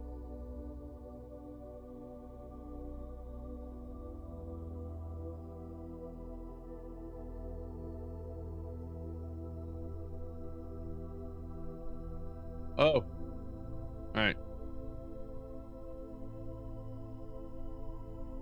All right, let's check our staging here. That looks good. Good. Nah, I don't want to say I'm confident, just that if something goes bad, we'll make sure they're fine. All right,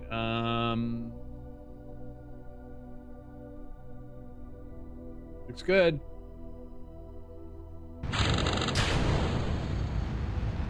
Now, when I was using a part failure mod, I would add in a little bit of buffering or a little bit more what if, but the only challenge right now is just making sure they have enough life support.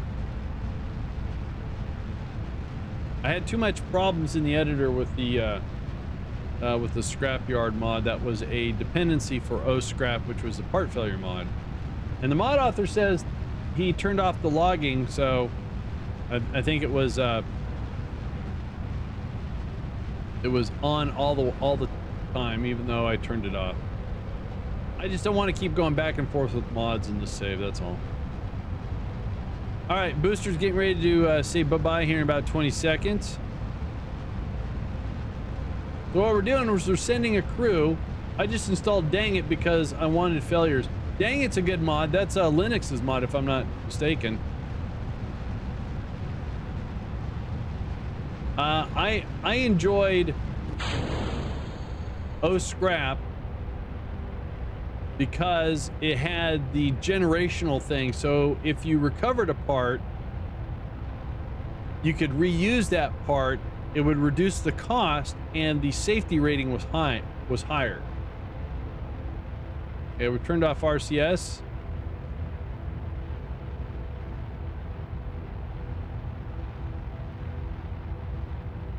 Those are headed right for the parking lot. Yeah, I mean, the thing about it is I'm in science mode, so the recovery of part and the money, it doesn't matter. But with stage recovery and O-scrap and scrapyard, if you successfully recovered the part, you could reuse the part. Now, it would be the same generation, but like I said, the safety rating would be cranked. So, yeah, I like that a lot.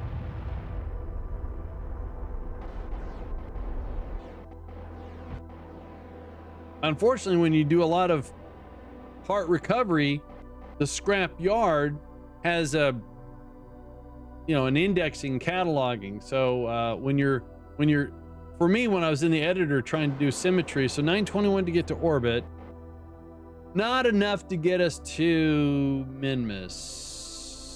So wait. So yeah, we wouldn't have enough. So we're going to deorbit this and we'll use the orbiter like we planned.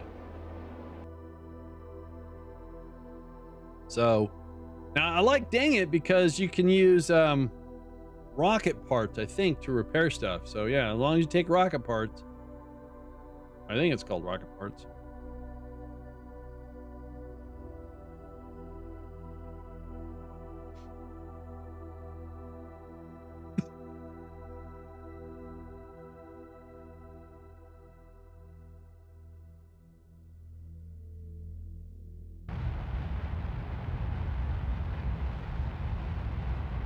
Yeah, there's a resource. So I did like that aspect of it. I did.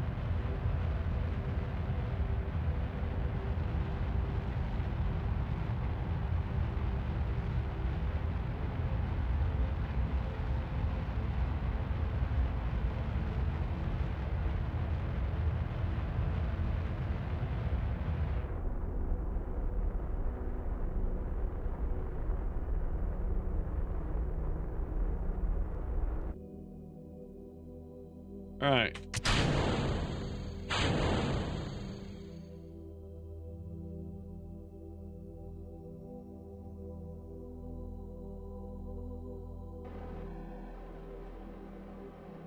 Kept pressing R, wasn't working.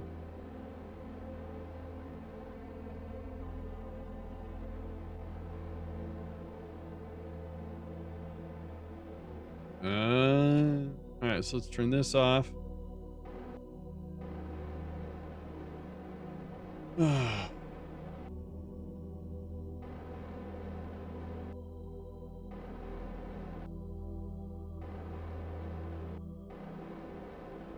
Tell you what, mod authors take brutal punishment from the community, though. No.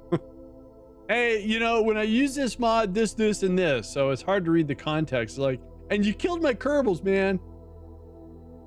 Sorry. Sorry, Poodman.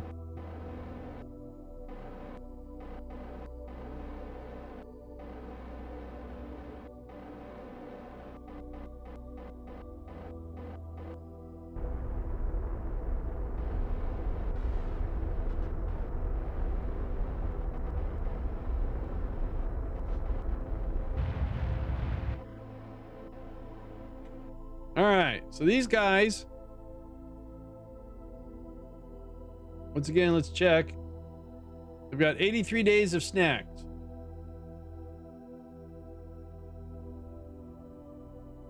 You know, there's always two sides to the story because as a user of mods, if a mod doesn't work, it kind of like, how do I say this? The save or career you've been working on becomes, you know, kind of broken if you can't get a mod to do what it's supposed to do.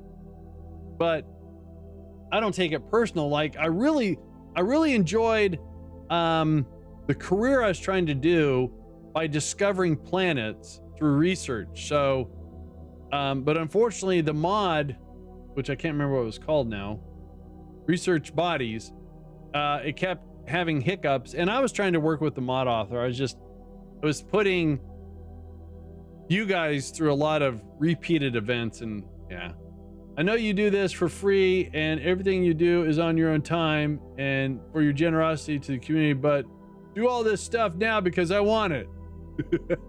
I never said that, correct? But yeah, no. All right, we're going to Minmus. So hang on a sec. We are bouncing our signal through a relay, through another relay around another planet. That's so weird. All right, I'm not going to question it. There's Minmus. Computer says that's our current thing, but we're going to change that.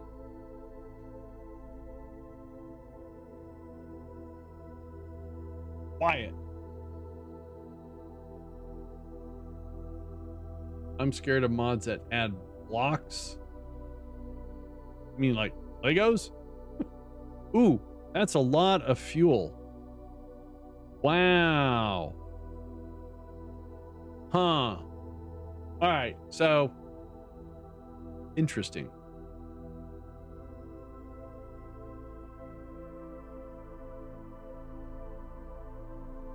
What'd I do?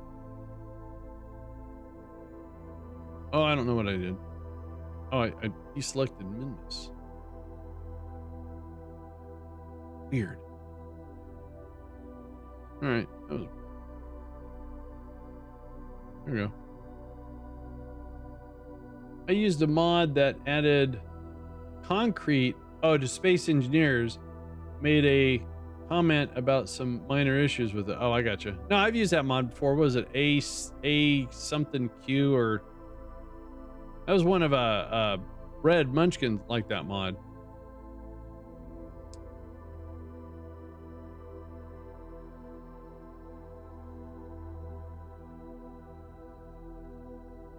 Oh, sorry. All right, so yeah, so we need 1200 delta V. All right, gonna do it.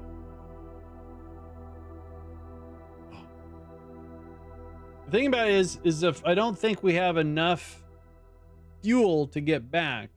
The station has a little bit of fuel in its engine section, which I think is untouched. But yeah. Hang on a sec. All of a sudden I'm freezing here.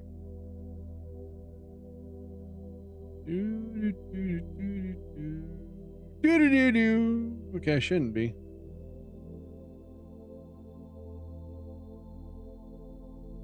A little hungry too.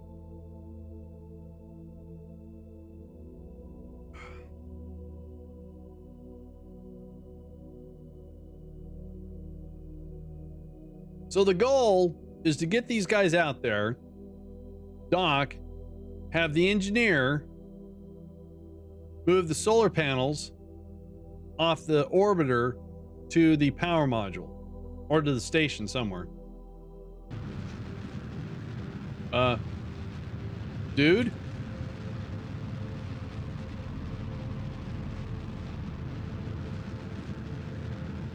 Oh, that is so... Oh, that... Okay. All right. It's because Minmus is in a really bad window. All right. That's all right. This is why I like to over-engineer my stuff, just in case. So today, I'm actually using not Chrome, not Firefox, not Edge, not Internet Explorer, not Safari. I'm actually using Opera GX as my browser, just for today.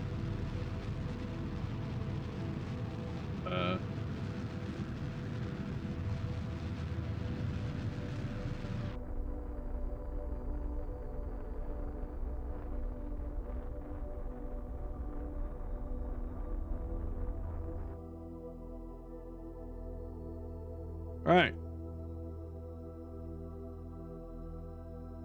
All right, so we are not quite. Did we overshoot it? No, we overshot it. Weird. All right.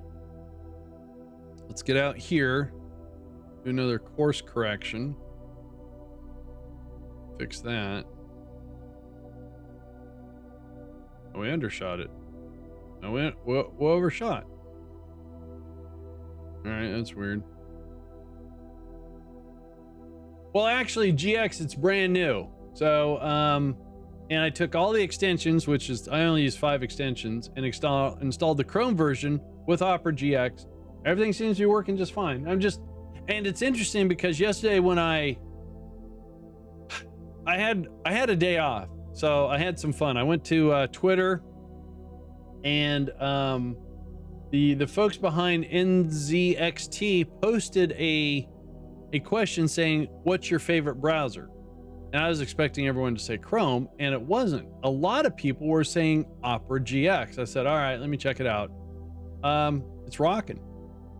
The Chrome, with all the same extensions, with all the same tabs, and all the same websites, was using I don't know, 18 point something. So we're going to say 20% of the CPU and 1.7 gigs of RAM.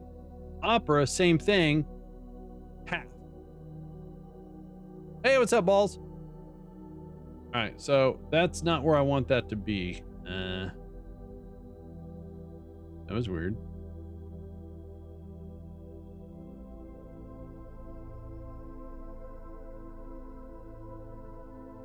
Hey, Tax, what's up, man? Good to see you guys.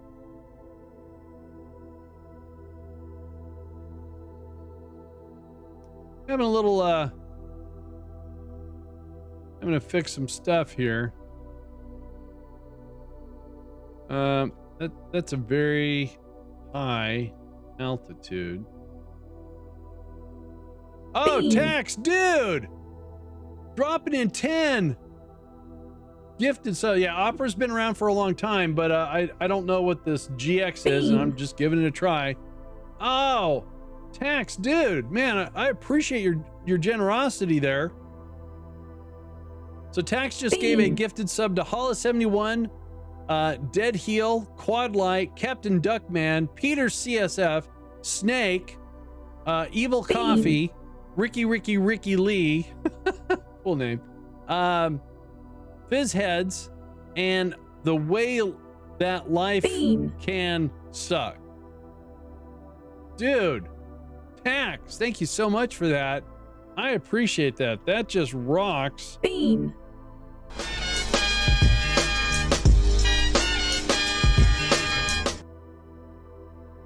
Awesome. I really appreciate it. Unfortunately, I'm not doing beans anymore, and I have not updated my audio. I've read some blurb where Twitch is changing the bits to where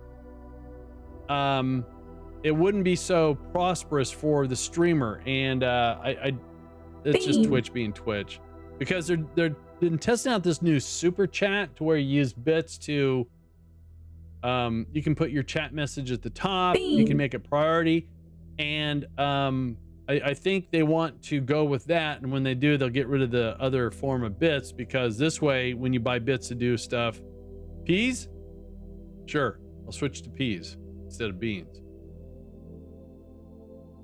Can you ban him? I'm kidding. Yeah, I know. It's unfortunate, but they haven't done it yet. I just didn't want to make the change in the middle of the year. Ryan, thanks for the 20. I appreciate that.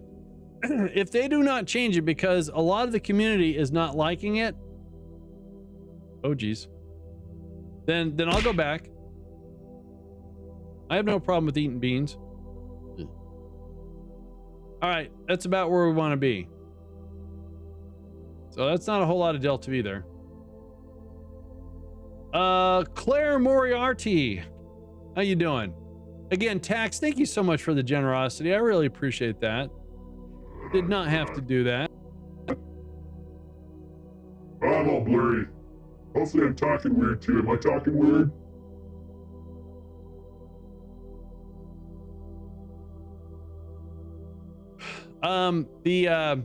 Those effects are complements of an OBS plugin. Eating beans equals free methane. No, it's not those beans. So the S-26 moved to launch site. Oh, did it? Ooh. The problem then is the company's too big. Yeah, I know. All right, so it's not quite the altitude I want, so let's use RCS to adjust that. All right, that's better. All right, now let's see here. Let's do a check here. So we've got still 82 days of food. That's going to be 7 days.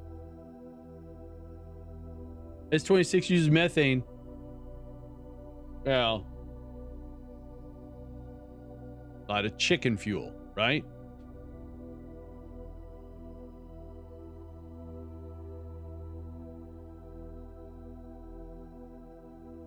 Yeah, there's Minmus. All right.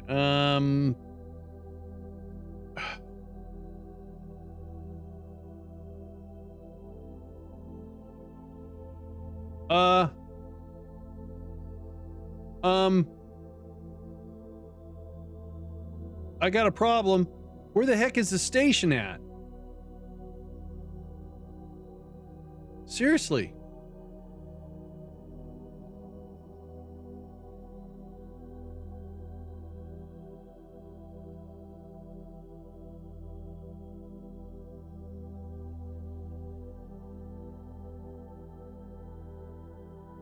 Oh, good. I thought maybe it collided with a piece of debris or something. Why can't I see it? That's so weird.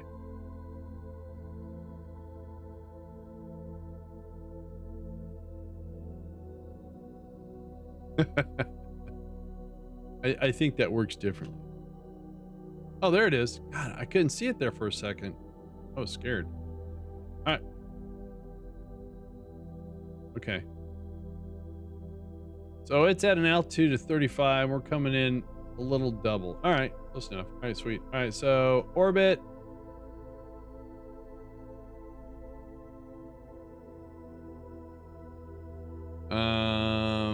Periapsis, do a circular, and that's going to cost 163 delta V. Turn off the RCS.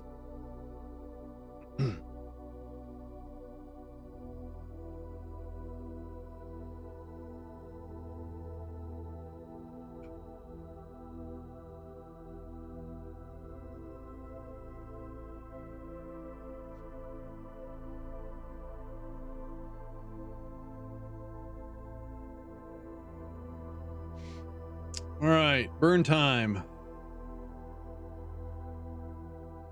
So we sent our power module up here without solar panels. It's got a lot of battery, but no solar panels. So since you can't put these in cargo, we just attached it to our orbiter, and we're going to see if our engineer can detach them and reattach them. We're going to find out. All right, so that is our new target. So at the ascending node, we're going to make some adjustments.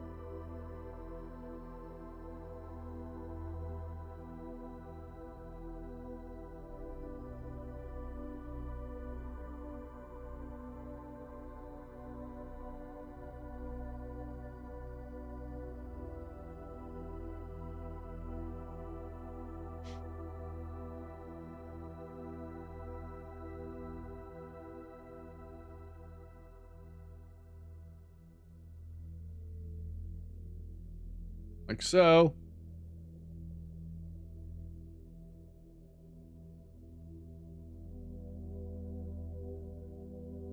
Oh.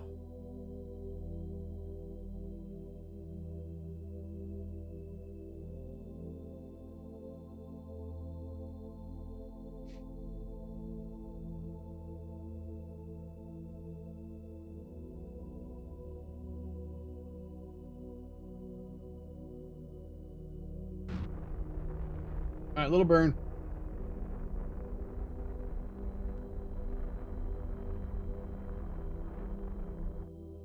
All right. So now we match inclination wise. And we're going to slow down and bring part of our current orbit to its orbit. And there's our rendezvous right there.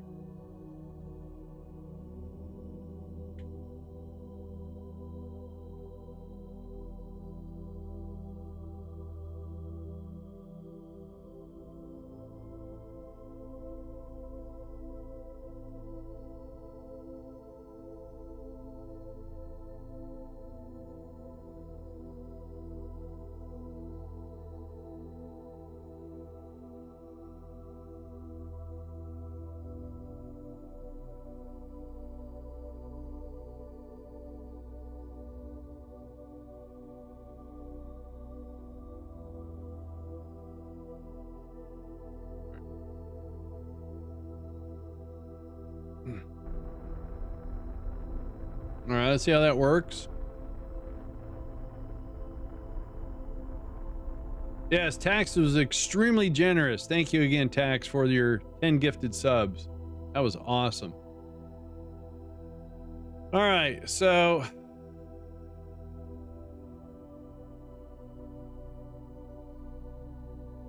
So what we want to do is we want to actually dock with the station, and then that way we'll have the engineer disembark and see if he can't manipulate the solar panels.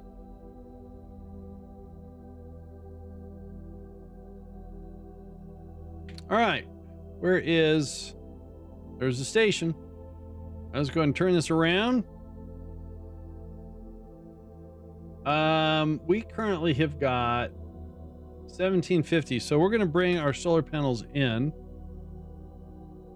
So don't forget about them.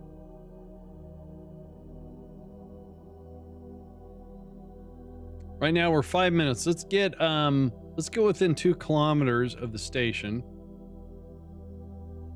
Then we'll make our adjustments.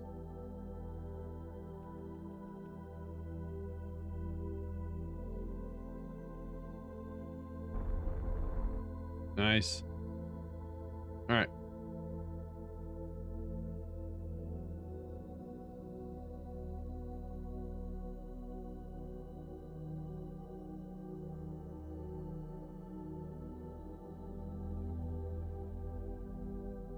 See, if I can dock like this, getting that solar panel will be easy. That one might be interesting. If we dock like this, that actually might be better. I don't know. All right, let's get within about 1.5 minutes.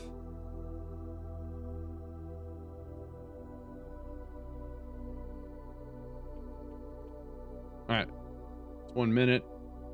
We're gonna use RCS to adjust things here.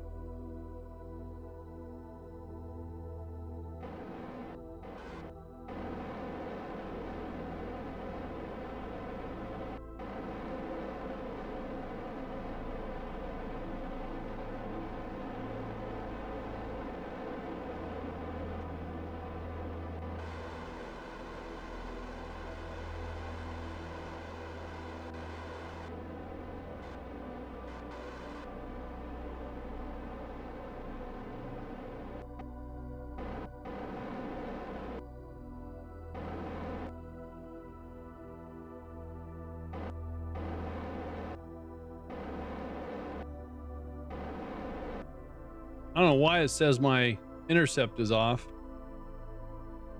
Spazzy.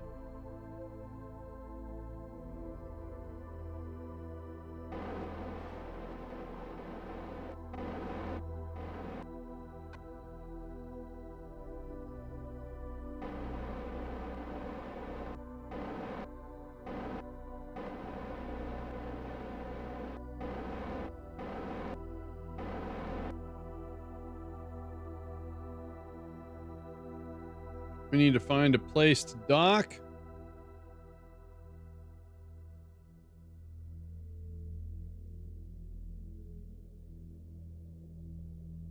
Okay. Swing around.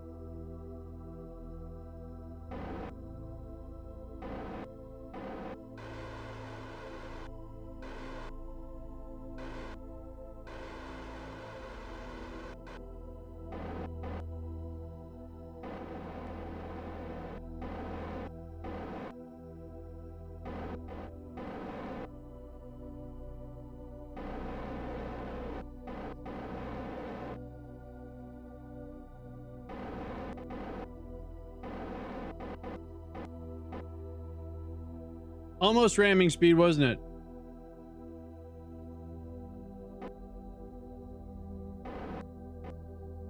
That's pretty close. I poked myself in the eyeball. Oh, that was great. Trying to dock here and I poked myself in the eyeball. That's just great.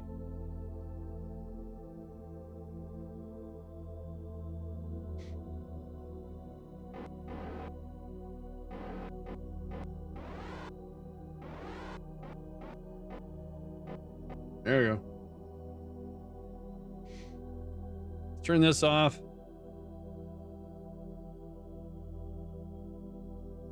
Dun, dun, dun, dun, dun, dun.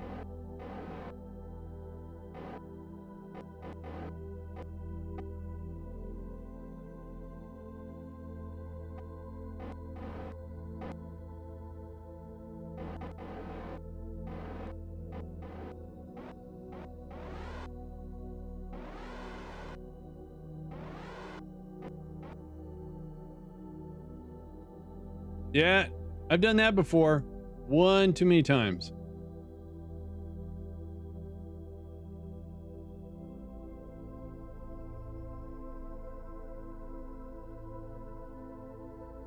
Boink. All right. Crew has successfully arrived. Yay. All right.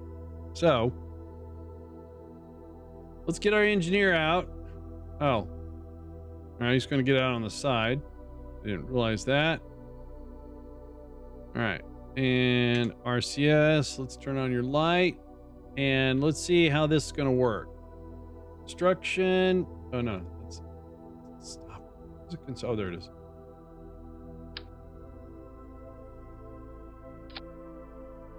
That wasn't so bad. No. I didn't want to keep it there.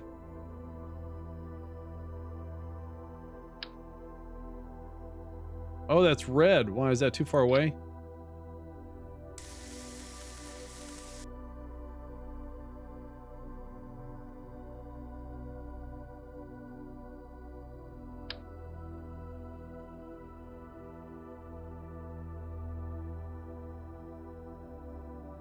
Oh, why can't I put it there? No. Wait, there's a green. All right, so we got to find a green. That means we're going to have to rotate the station. Oh, well.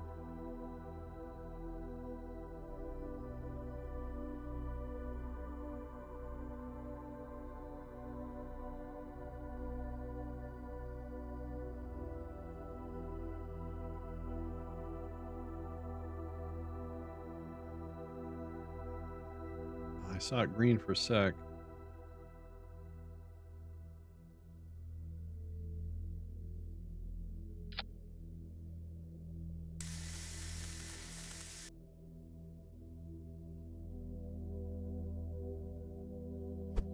All right, good. All right, make sure you check your orbit after this. Sometimes you get mega fun effects. All right, I will. Let's go get the other one.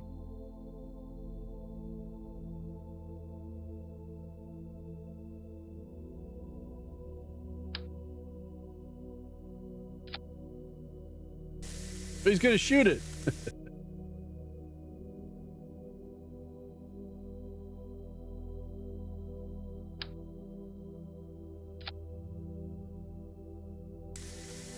By the way, this is not a mod. This is actually vanilla doing this. Stock. The EVA construction. Oh, I'm rotating. I didn't mean to rotate it.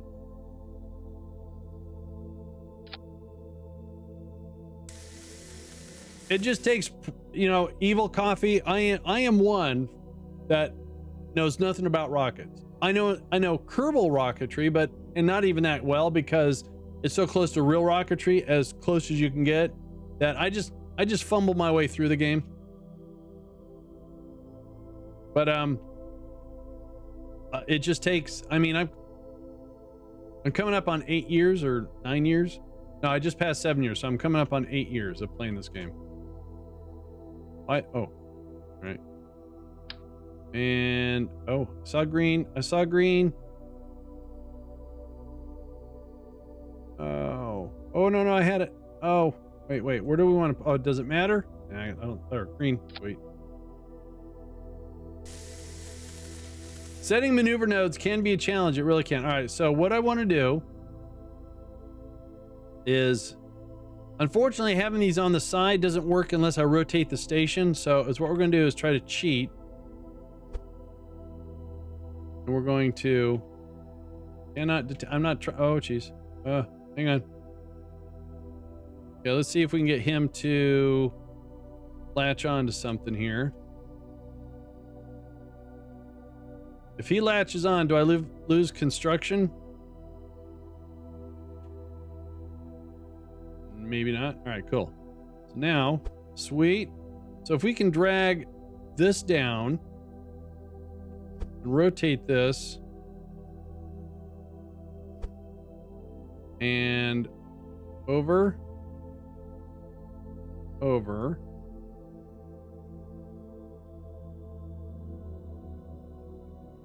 That look like it's kind of center. I guess. So let's see. 1, 2, 3, 4, 6. All right. So it'd have to be. That's cheating. Why? I'm using game mechanics.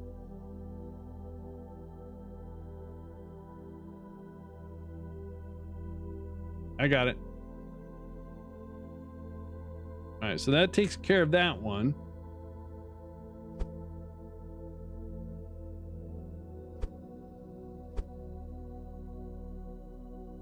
Oh dear. Oh dear. What did I just do? Oh, good. I clicked on the wrong one. All right, that's better.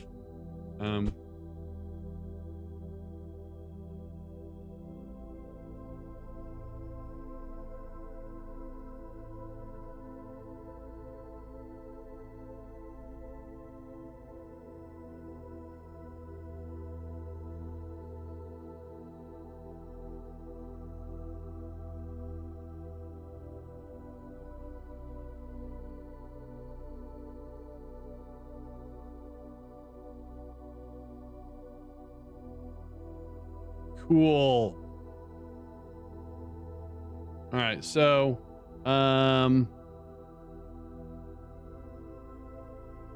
do I care that they clip? Probably not. Hang on.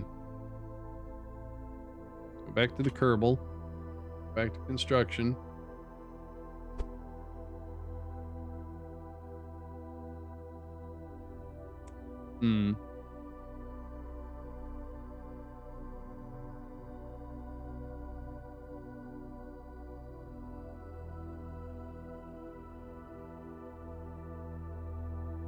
All right, we'll just have to see if the Kraken attacks. While we're here, well, if I left him on the sides, they wouldn't get any sun. I would have had to rotate the station. And I don't want to rotate the station because all of our egress points are up here.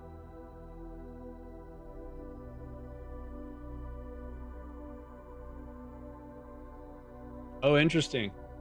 Oh, that's an interesting idea, Ren. Wait a minute. Why don't I just put him back on the side so it's safe, undock, and then rotate? But then my RC, I want to make sure my RCS stays in line. Can I move the RCS? That's moving 4 things versus 2 things, though. Ugh. All right, wait a minute. This is a challenge. It's a challenge.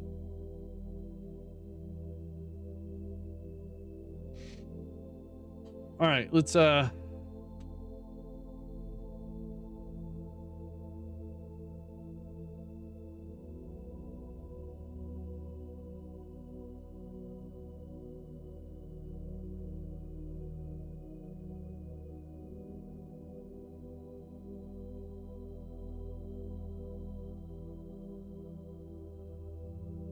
well, if I get them attached to this battery,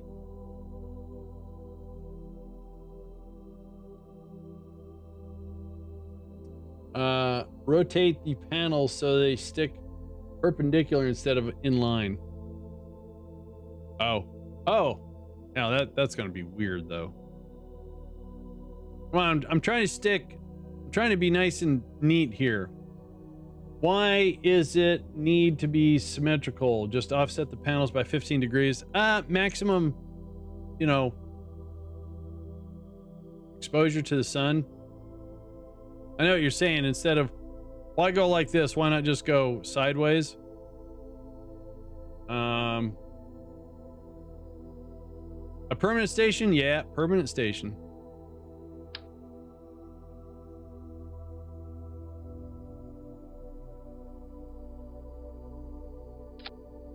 So it's actually attached to this battery here.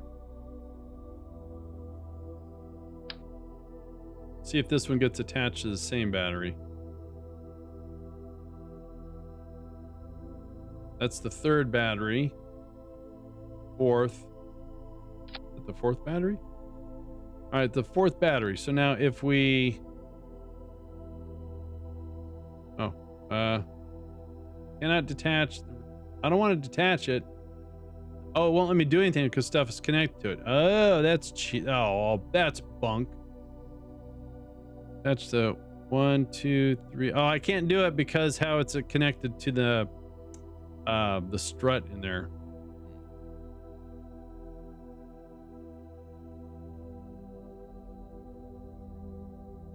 I mean, your station orbit is already pretty low, so you're going to get... Yeah, it is. But I have enough battery, so it lasts during the nighttime. I just want to make sure they get charged during the daytime.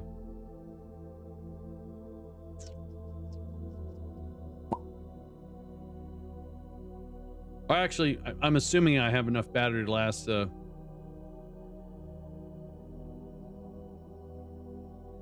Yeah, I don't have any spare struts though.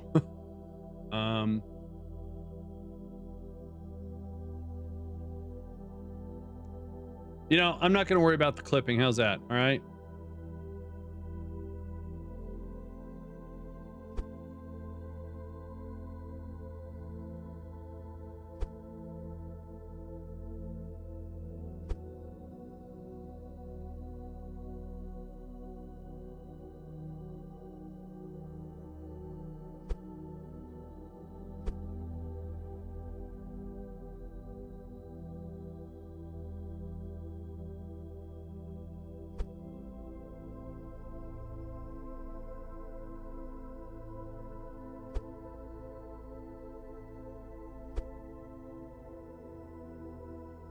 And if Kraken attacks, then we'll just have to build a replacement. That's all.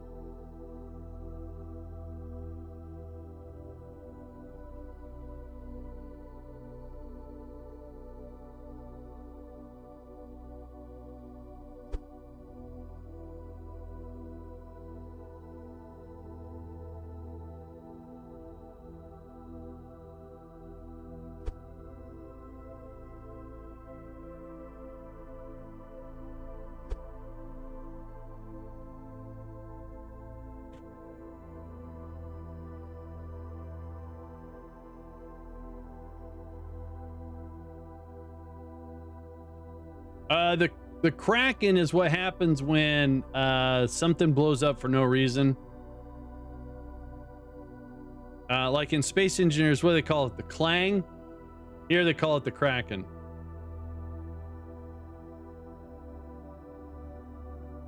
And then there's actually a dead Kraken on one of the moons in Jewel too.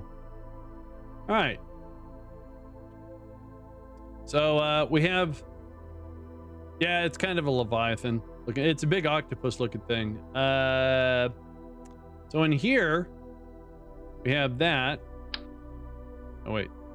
How do I do this? Oh, I got to be in construction mode. There we go. And we're going to put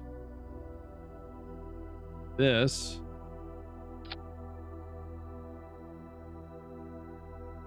They're going to work?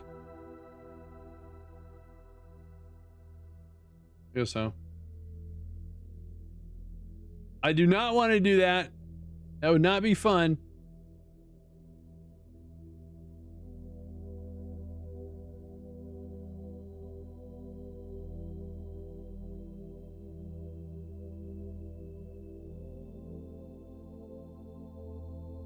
Hey, Lith, what's up?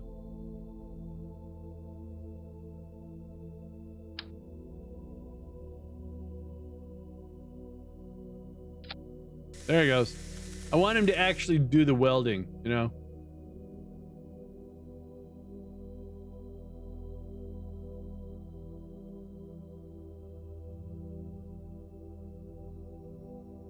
Nice job, Digital. Very nice job.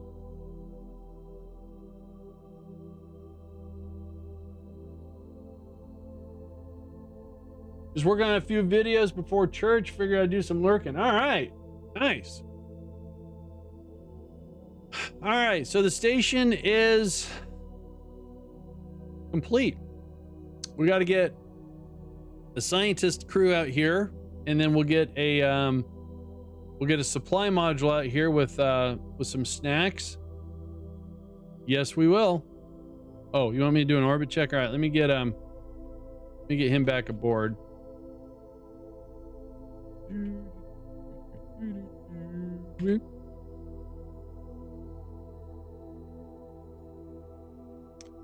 Orbit is 36 by 33, so it's, I'm not going to worry about it. I don't think it was perfectly circular anyways. Yeah.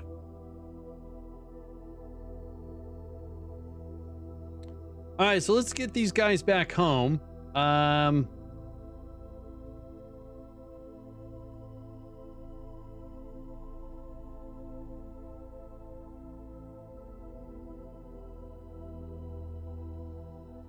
I forgot how much fuel they had. Should be enough. Let's find out. Let's have them undock. Switch back. And they've got 806 LTV. That should be more than enough juice to get back home. Let's push away from the station.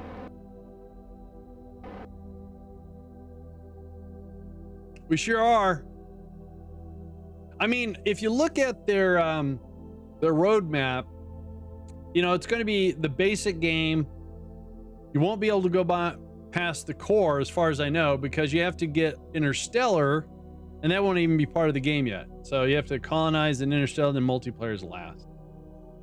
All right. Oh, excuse me. That was rude. All right. Let's get clear of the station.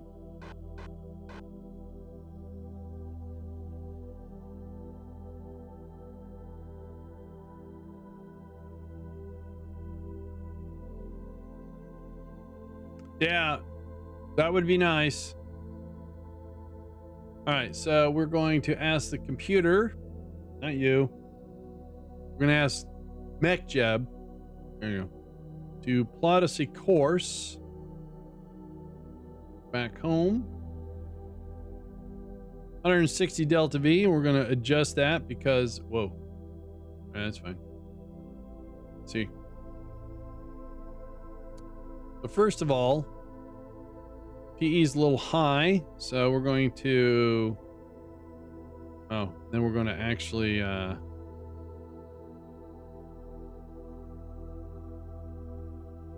it's close enough. PE is too low. All right, so let's see how, where's the station at? There it is.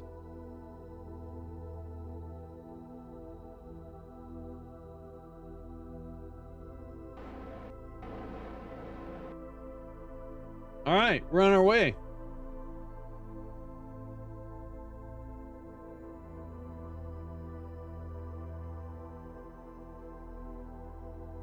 Whoa, so we're gonna hit the planet for a sec.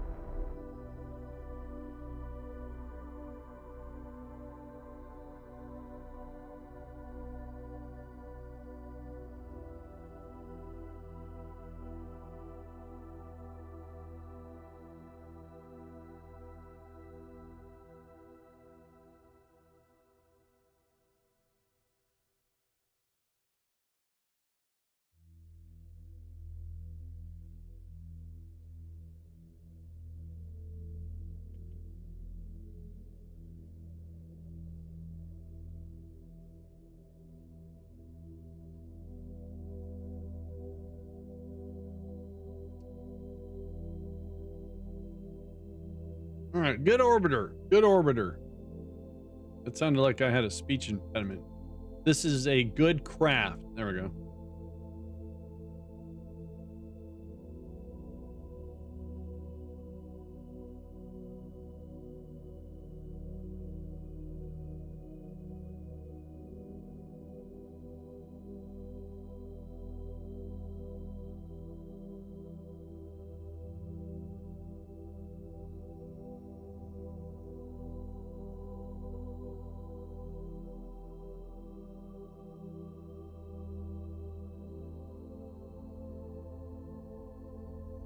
All right, we got 651 Delta V. Let's what are the white lines? These right here, or so white are orbits of other craft.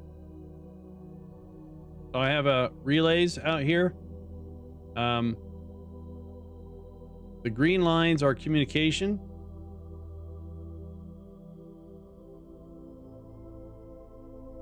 So there's a science lab. We started a science lab around Kerbin. That's its orbit, and then each one of these things have got its own orbit. All right, so let's do a node right here. So we have the fuel. Future space garbage. I have my garbage turned off. I have 11 pieces of garbage. I watched other people that had them like that as well, and was wondering, yeah. You can, I have a mod that turns off everything but mine. Too many orbits. Okay, 44 looks good. 507, all right, let's do it.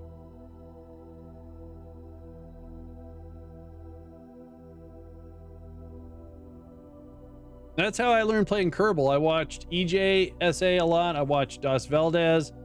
I became a member of the Rocket Jockeys, and I would visit all the other Rocket Jockey streams and ask questions and stuff. And, you know, I have yet to find a Rocket Jockey that won't take the time to answer a question about Kerbal.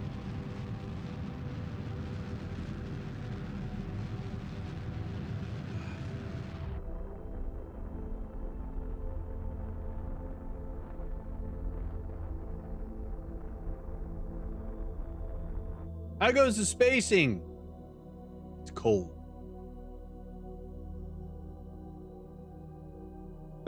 Thanks. Well, whenever I put something into orbit, if I can, I try to deorbit it because I have crashed into too much of my own garbage.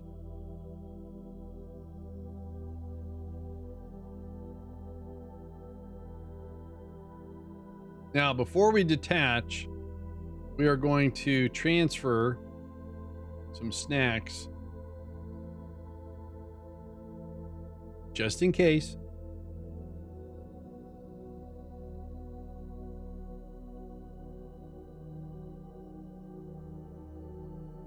All right.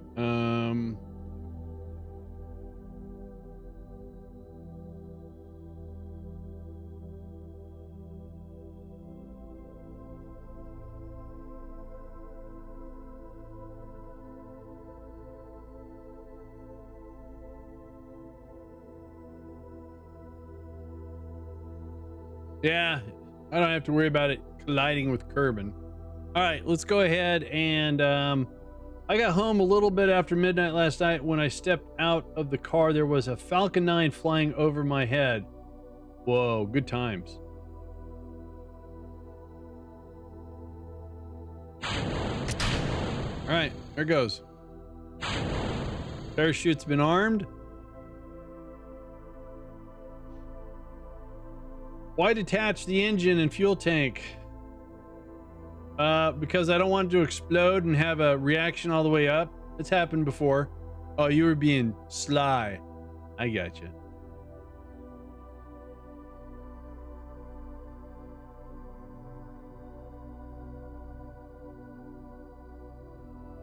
Everyone seems very happy to be coming home.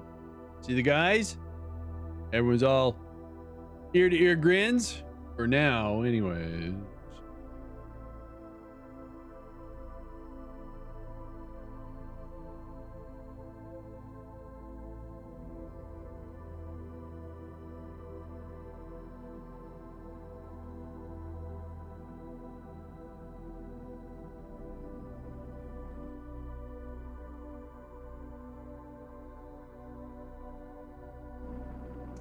All right, we're just over a minute from our periapsis, and our apoapsy is coming in nicely.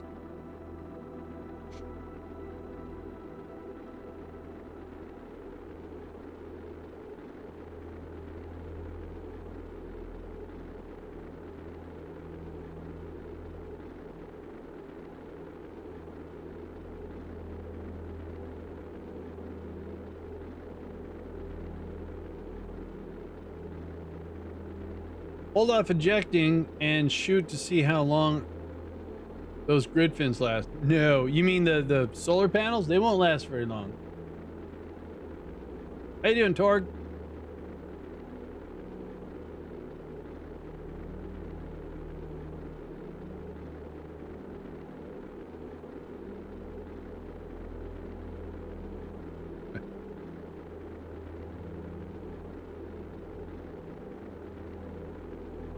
There we are. We're going to be landing. Uh-oh. All right, maybe in the water. No, we're going to land. Oh, geez. Hopefully we don't land in the mountains here. That would be bad. That would be very bad. Bad, bad, bad, bad.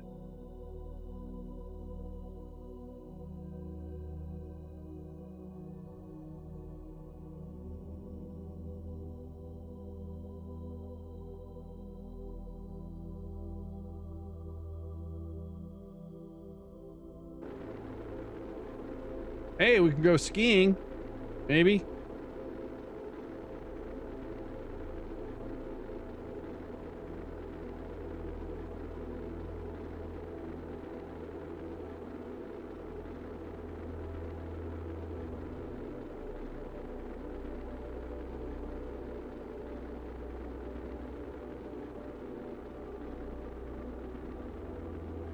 Pookie's still at my feet.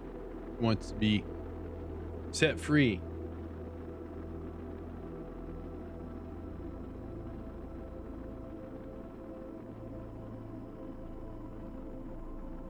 Looks like we might clear these just fine and dandy.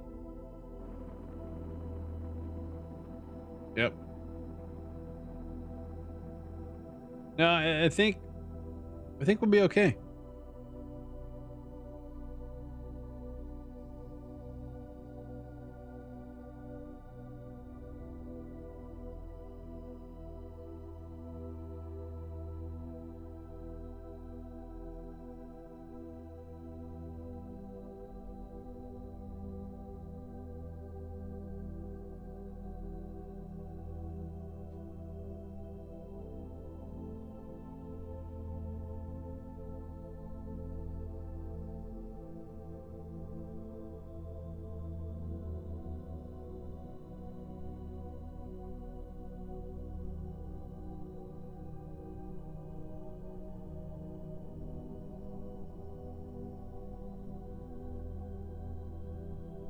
Okay, barely.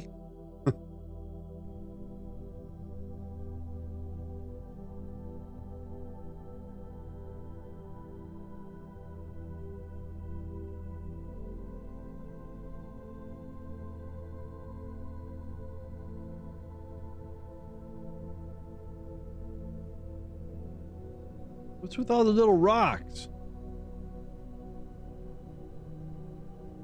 Oh, there's a lot of rocks now. Oh. Oh, those are trees, aren't they? Oh.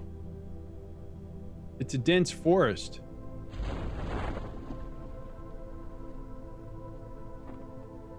I could be in the Badlands. I don't know.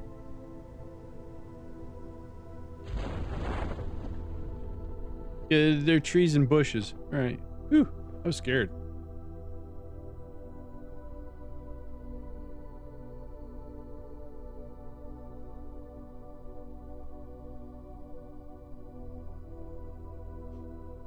Yay.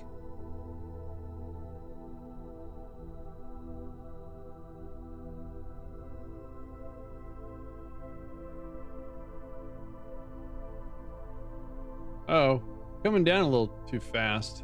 Huh. Well, the heat shield's probably gonna go boom.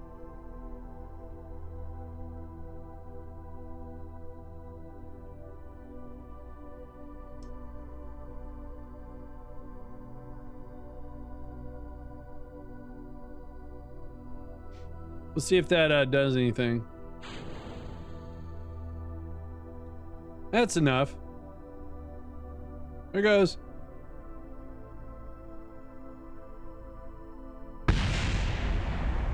Wow, like dropping a bomb.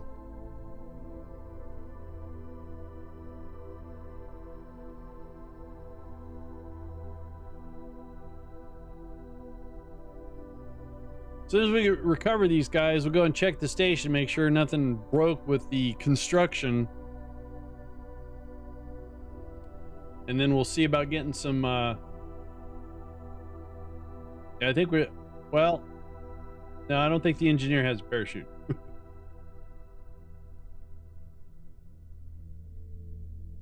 There we are. Ooh, we got a crew report. Nice. Ooh, I can transmit. Oh, we don't have a, oh, we have an antenna. Ooh, wait a minute. Hang on. We have 150 electrical. So if I try to transmit this to score.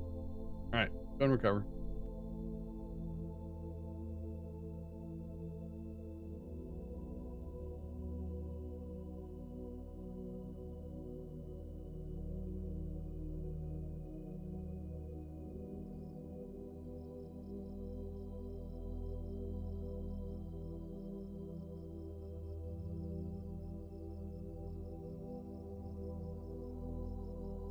Interesting.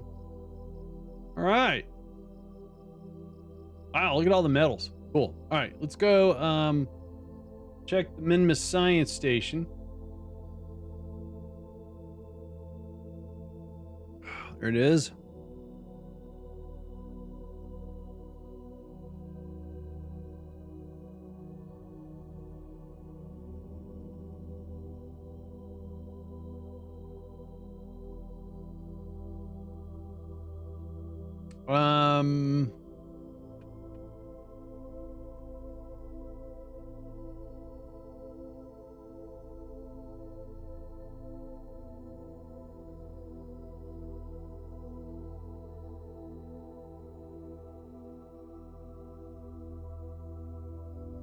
There's sun. All right, seems okay. Now we transmitted some science here. Let's see if we can find it. So it's not on those, so it could be on the guidance chips. Let's see here. So let's part aim. Let's find that guidance chip, which is right. The heck is it? Isn't there a guidance chip inside here?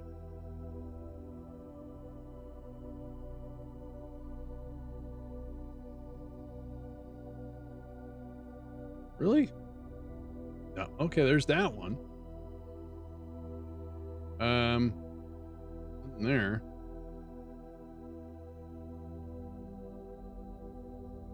Does this one not have a guidance chip? Did I mess up the construction? Oh.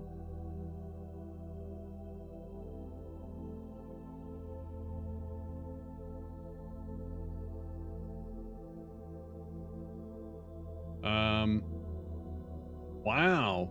Unless that's it, and I'm just out of. All right, hang on.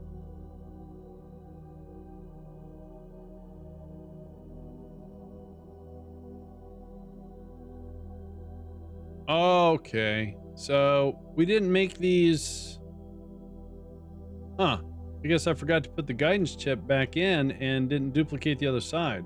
Well, that's a bummer. All right, so bummer.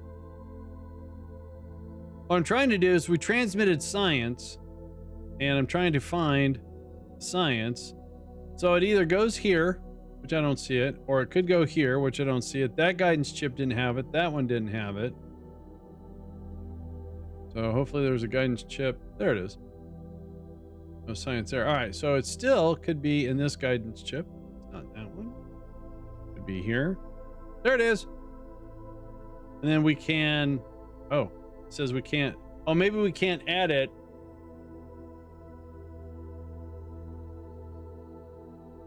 Because we don't have Kerbals in there yet. Oh, well. Or maybe, I don't know. All right, so anyways, this is the Kerbal Highlands crew report on the station. Well, it's stored here anyways. All right, let's keep it. Everything seems to be functional. I like it. Let's get some supplies up here. First, what I'm going to do is I'm going to stretch my legs real quick, and we're going to give Kerbal a restart. Myself, I like to every 2 hours give Kerbal a restart, especially when it's modded. When you're doing a lot of scene changes back and forth, the memory gets fragmented. Even though I have a couple mods to help with that, it still happens. So we're going to give this a restart. And while it's starting back up, I'm going to go use the little astronaut room, and I'll be...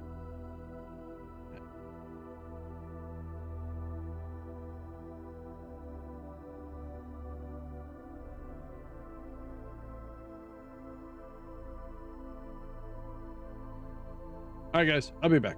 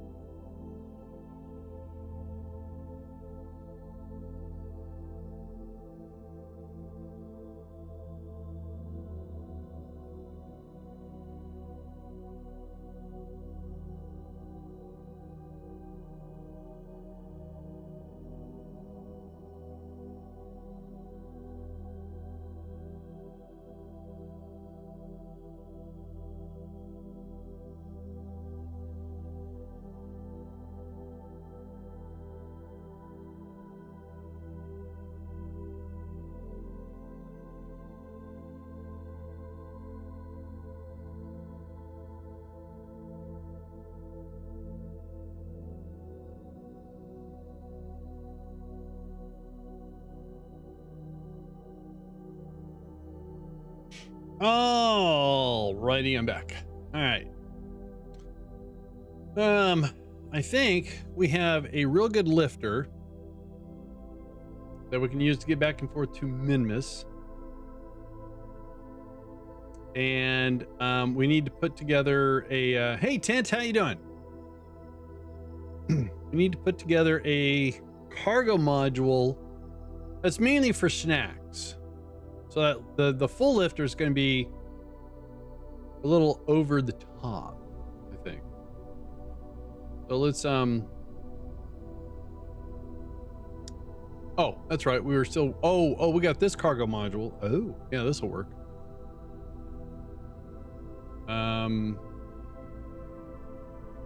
Even though it's not technically the cargo module. All right, let's pull that aside for a sec. That aside for a sec. All right, so cargo as in, I don't know, snacks mainly, I guess.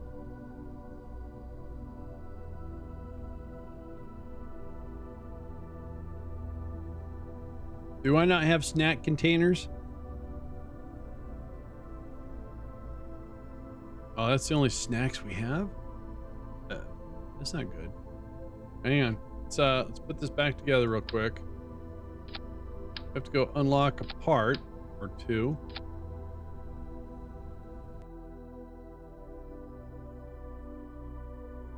Oops. Oh, look at there. Yeah. All right. That's 90, and then. All right. Now let's see what we can do. Need to add some of those chips. Snacks, yes. All right. Let's try this again. Oops. No, I broke it.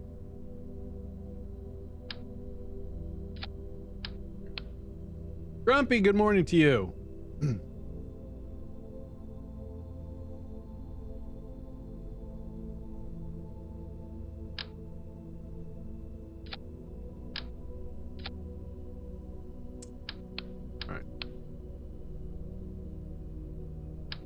Oh, I didn't want to copy that. Peter, the Kerbals going good. Guys, do me a favor, go give Peter a follow there. There you go. All right, so how do we make this right? Let's grab a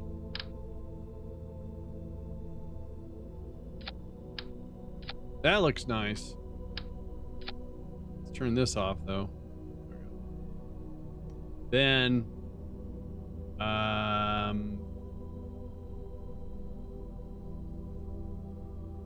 right. Okay, let's make that, copy that. Nice. We'll make that route again. All right, so now we've got a lot of snacks. You're welcome, Peter. These are for the station. Yeah, we're getting a station. Shut up. We're we need to get some supplies there first. We don't need that. No longer need this. So I want to send some additional snacks out there, because then right behind it, we're going to send a crew of scientists. We're going to put them into training so we can get them trained up. And then we're going to start doing landings on Minmus and the Mun, and all the science they collect, we're going to transmit to the science station and have the scientists there take the data and repercolate it. All that stuff. So it's going to have an engine section, so we just have to make sure that this can dock.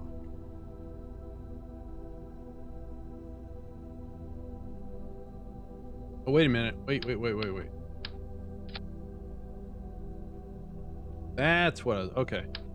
This one's empty, so if anyone's watched The Martian with Matt Damon, when the Kerbals eat the snacks, they produce soil, and with the hitchhiker, the hitchhiker has the means to convert soil back into snacks. I know it's gross. Yeah, I don't make up the rules, but, you know. All right, so part, we want to heavy. That should be grandfathered. Good. And part there. All right, cool. All right, so now all we have to do is go to our sub-assemblies and grab this and make a couple of those. Let's grab more.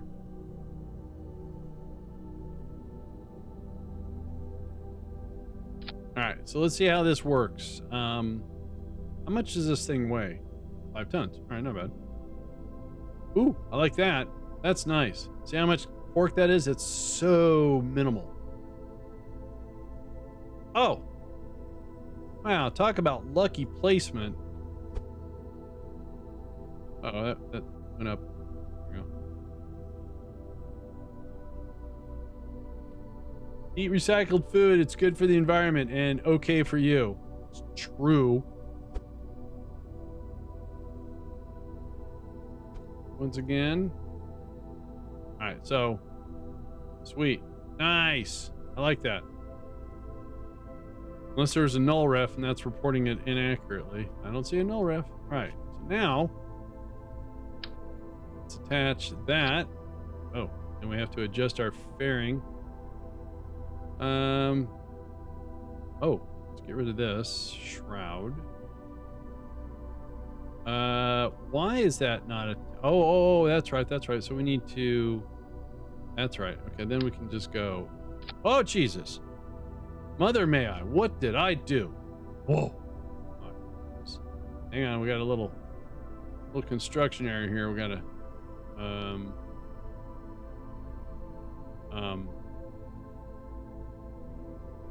I got it. I think. There is...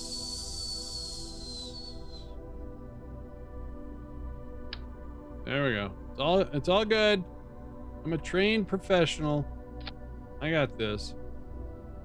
Scared the Jesus out. Whew. All right, so the fairing's fine now. Oh. You guys okay down there? Everyone's good? All right, sweet.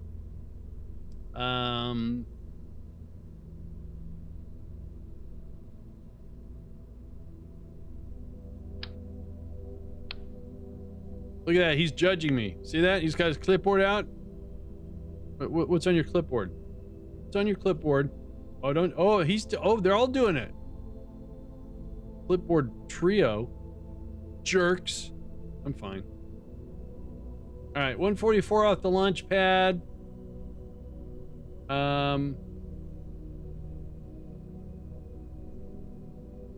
This is.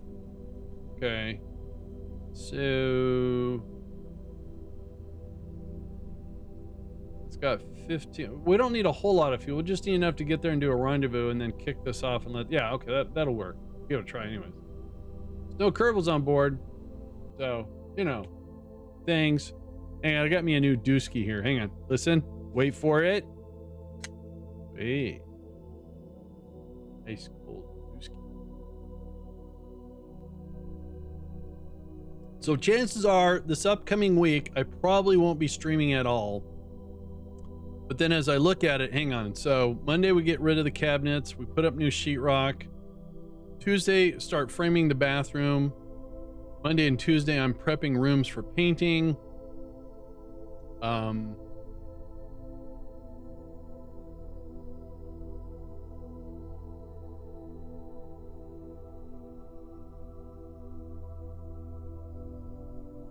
Yeah, I'll keep you guys posted.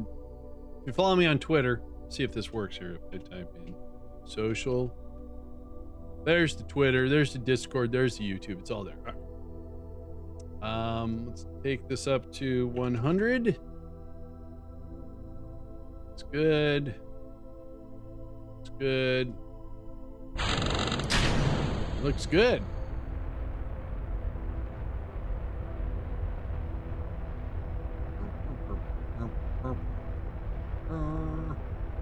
Burn, burn, burn.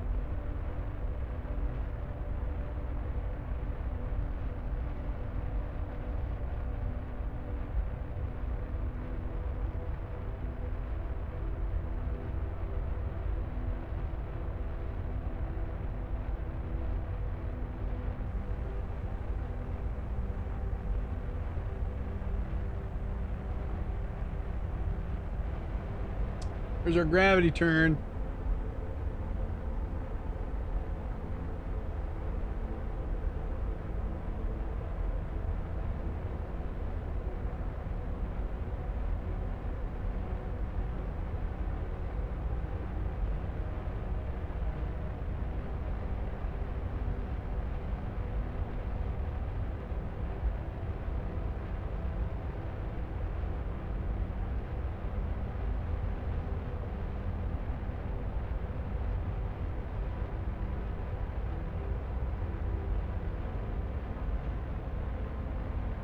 We are cruising.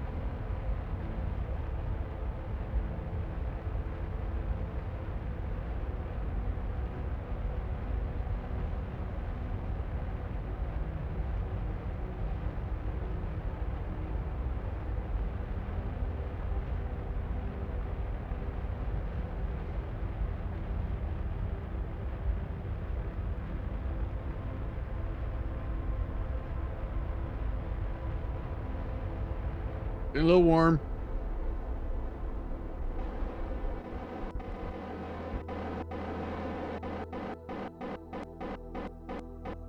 All right, so this is kind of dumb. I don't have any. Hang on. This ain't gonna work. We don't have. Wait a minute. Hang on. All right, this is barely gonna work.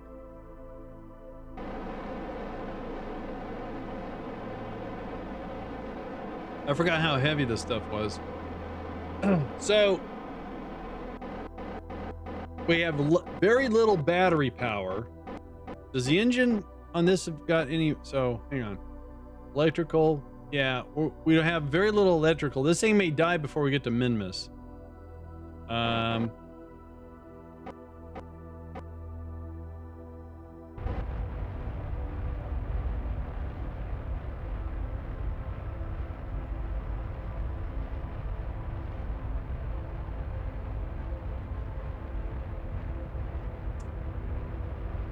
I forgot to disable those things.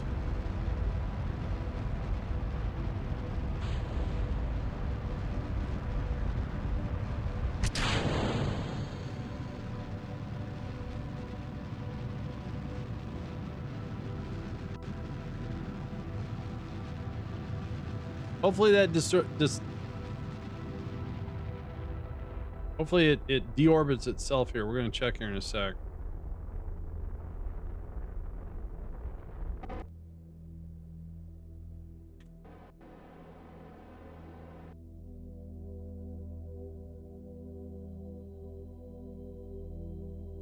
Yep. All right, that'll be fine.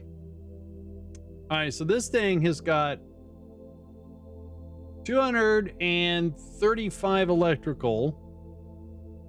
This engine does have a...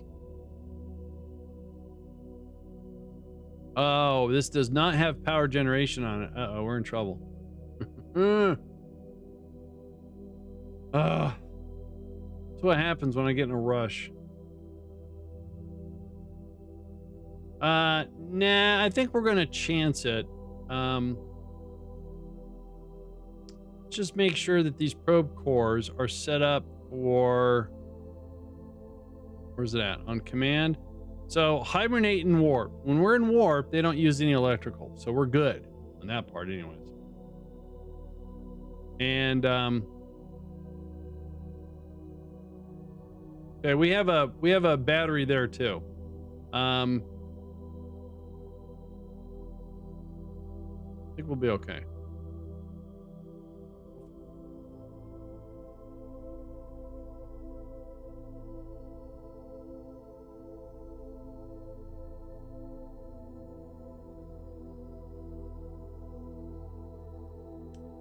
1124 sure is expensive. Why? Is that because we're at a high orbit or so? Oh, it's probably. All right, so 1124 to get there. We don't have enough fuel.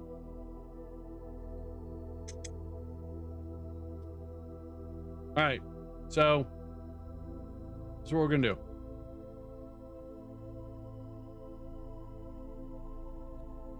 We're gonna take a hit on this one.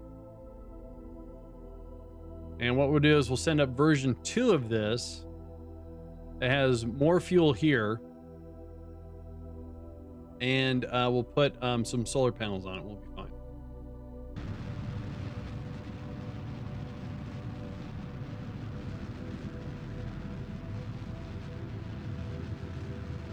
You mean do a gravity assist around the mun? Nah. Could. Absolutely. I don't want to.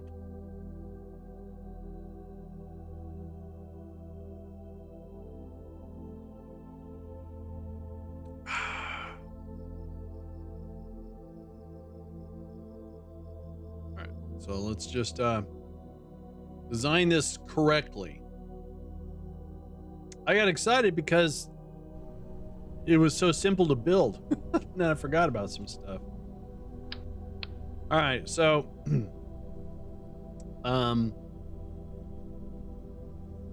that is a lot of snacks. That is pretty heavy. We're gonna leave that alone. And I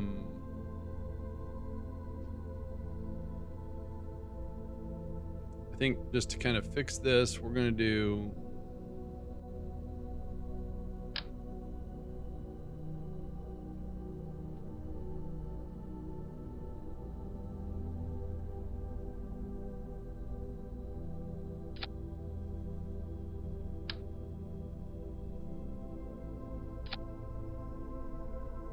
that'll keep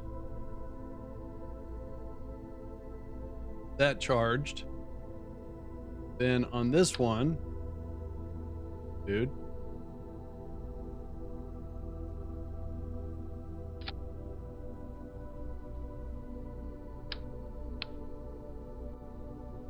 we're going to take out the Terrier. We're going to go ahead and put the swivel.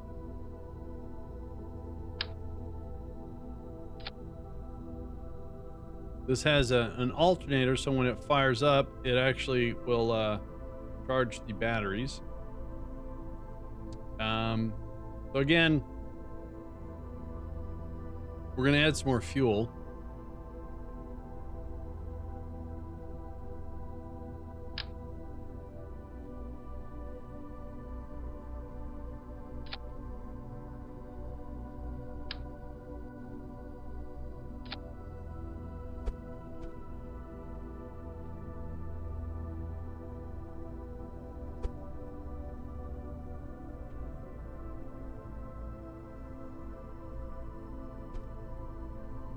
All right, now we've got 500 more Delta V than we had before.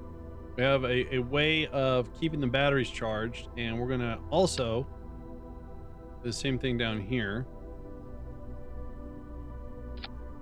Let's disable that. Disable that. Hey GC, good morning, happy Sunday. How the heck are you? Oh, he beat me to my punchline. I'm doing the heck of good. It's been a good morning. I missed streaming, but at the same time, I'm getting a lot of satisfaction out of at the project site, doing all the work, not all the work, doing some of the work. It's good to see new stuff replacing old stuff, and kind of like, you know, it's just making it look so refreshed, and you know, it's new doors, new cabinets, new sink, all that new stuff. All right, so this is version 2, Dave. All right, so now that's got enough fuel to get us to Minmus. So what is the problem that we had? Not that. All right, so the fairing still fits. Oh. All right, so yeah, we're running a little low on fuel, but we can fix that. There we go.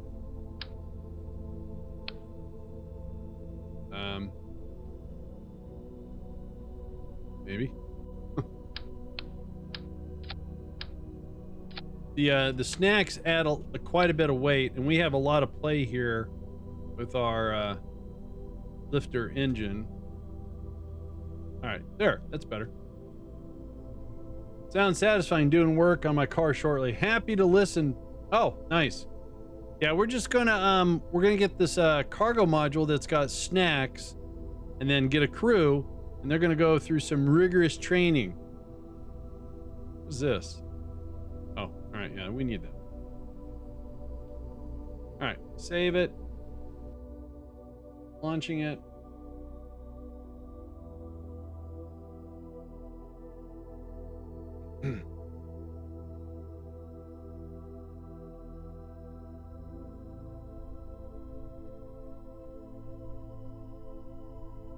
Now let's see what happens if we put this at an 80 kilometer. Let's see if the fuel is less to get to Minmus.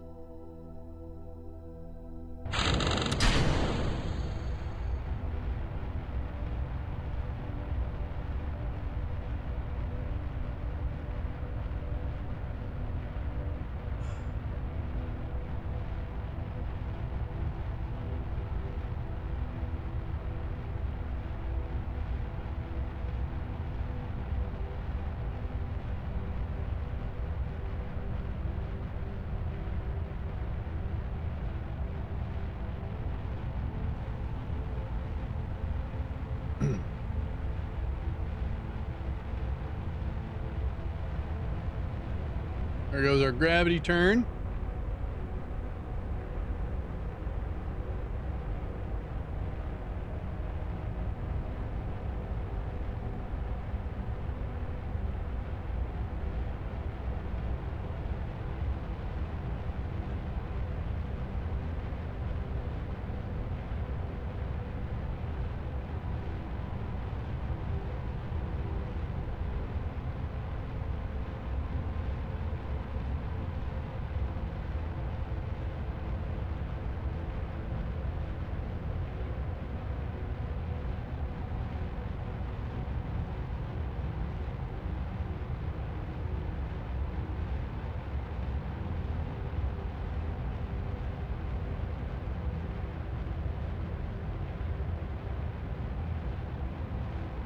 Get a little toasty there, going through the atmosphere.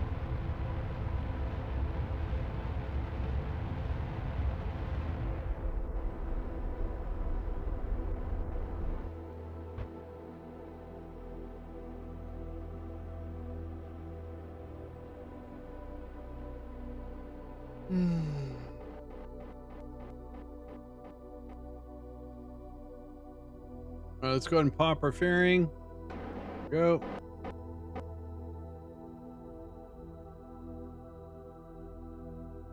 So we're sitting with 1592. Good. All right, sweet. Adding a little bit more fuel help. Always nice.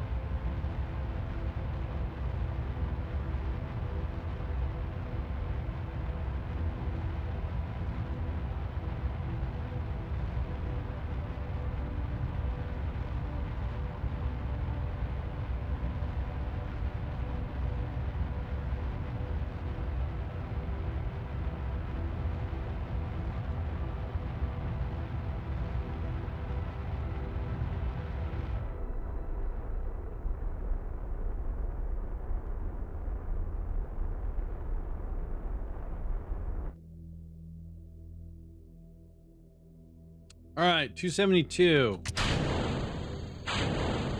1733, that is more than enough to get to Minmus. Let's go back to this one.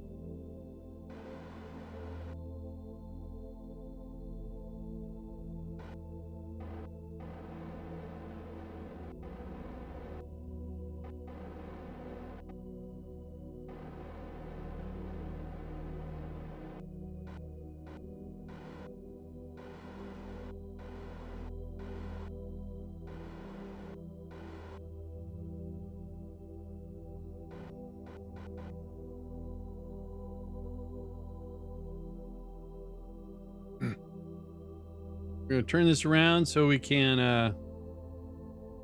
get rid of it so we don't bump into it later.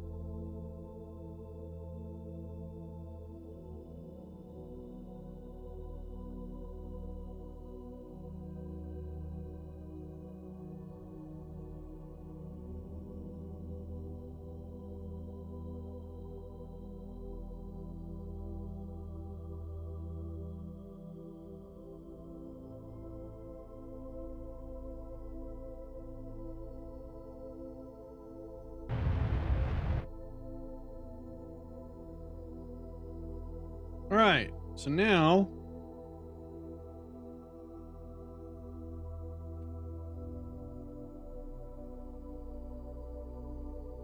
that's where we want to go.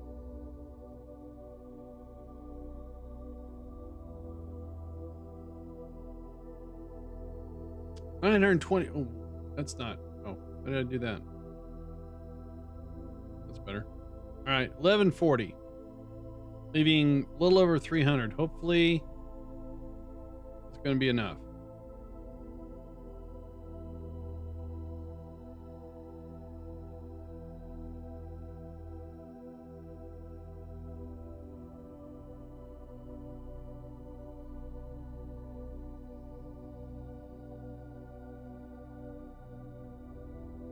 We are taking a lot of snacks up here, so it's going to be pretty heavy. And this is disposable, so around Minmus, when this gets empty, it'll weigh so much less, and we'll be able to use the RCS to deorbit it. Deorbit it.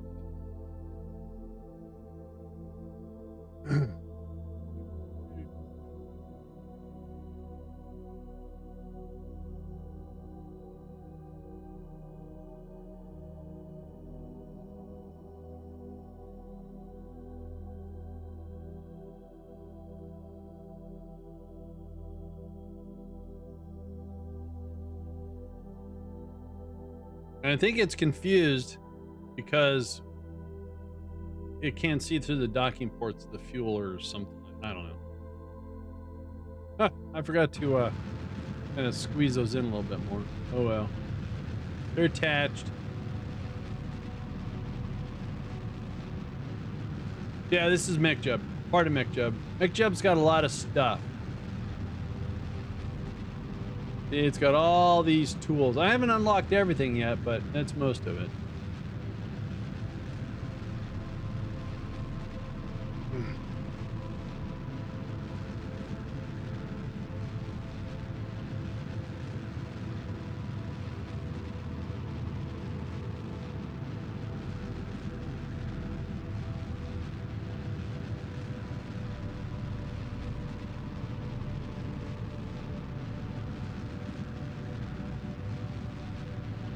Hey, according to this, Toy Story 5, Frozen 3, and Zootopia 2 are officially in the works. Cool.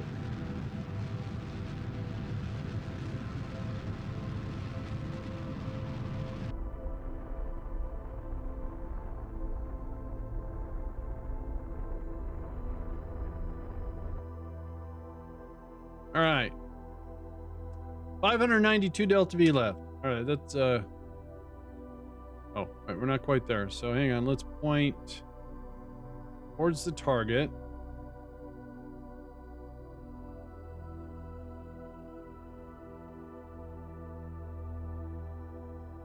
Which is, oh, what's the target? Anyways, and we'll use RCS.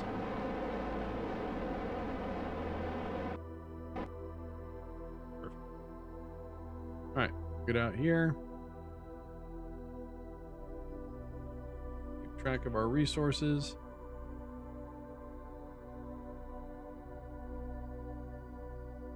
So see, our electrical charge is not going down, and the whole hibernating while warping is a stock feature too. I'm not cheating or anything. I'm trying to make the game unsatisfying. 209. All right, we still got juice, fuel in the tank.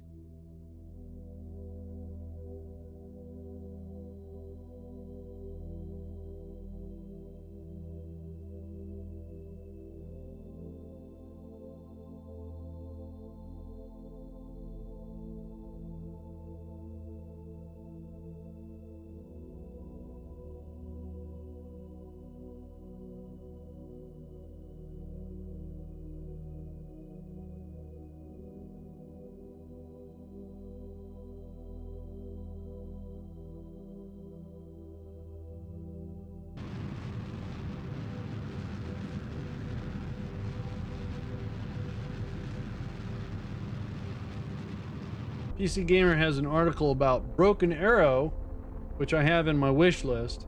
It's an RTS, a Modern Warfare RTS game. Cool. All right, we've got 383. Yeah, there's the lab. It's our target. There we go. All right, so we're going to have to spend some gas here on the descending node to fix inclination. All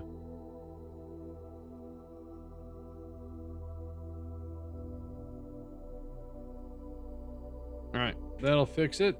Little tiny drop in the butt. Large scale real-time tactics game with modern equipment and vehicles in a... Well, when's this supposed to come out? Oh, they got a demo on Steam. Really? Hang on. I'll check that out. Wish list.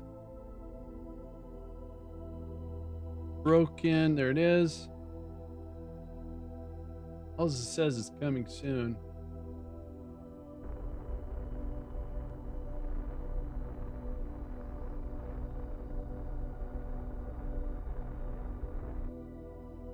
All right. Now,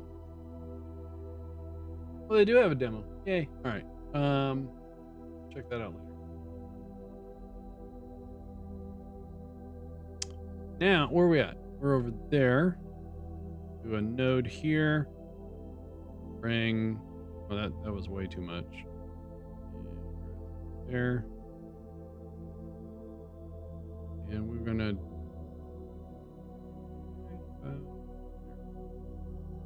wait. All right, 10 delta V. Oh, we got 10 delta V.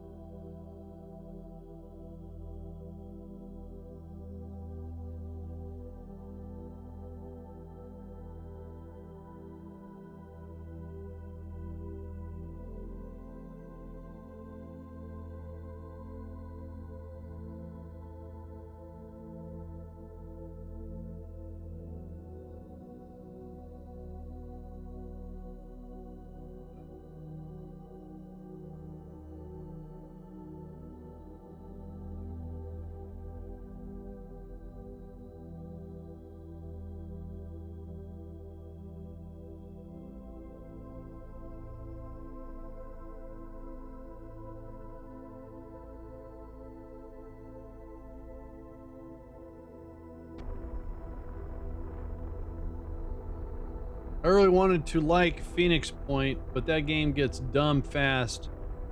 I had a lot of fun with it. I never finished it because the aliens got too big too fast, and I couldn't keep their air force, or what do you want to call it, knocked down. But the factions were, I thought, well done, and you know, getting alien armor and using it. Oh, I liked it. It was basically XCOM 2, but reworked and stuff like that. So I didn't have a problem with that. Midnight Madness, the Marvel XCOM 2 game. I haven't tried that yet. All right, so we're here. Let's zip over here.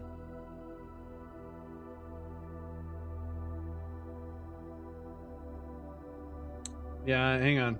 See if I remember what it's called. So Broken Arrow's got a demo.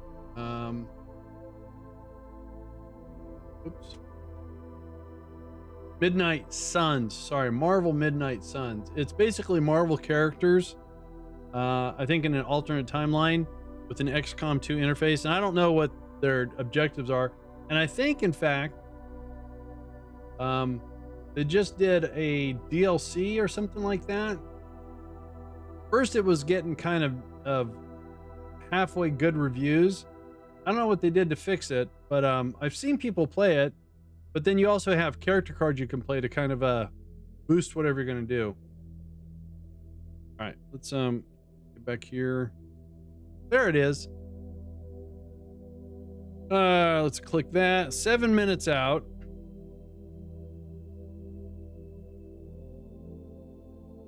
Let's get within 3 minutes.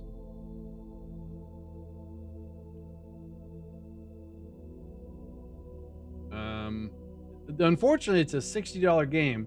So I'm sorry. So it's made by the same people that do XCOM.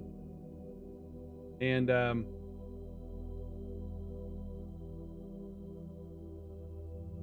we have to wait till it goes on sale because I'm not $60 for a game. I just knew when I'm trying to put a house together. $50 for Kerbal. Okay, I can justify that.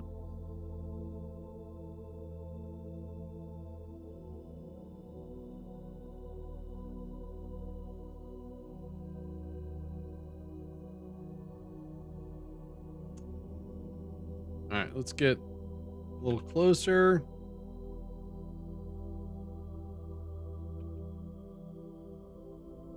Okay, let's adjust this a little bit.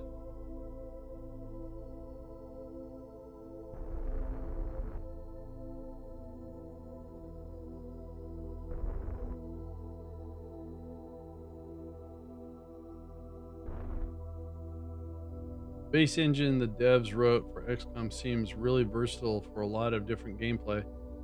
Yeah, I agree. I agree.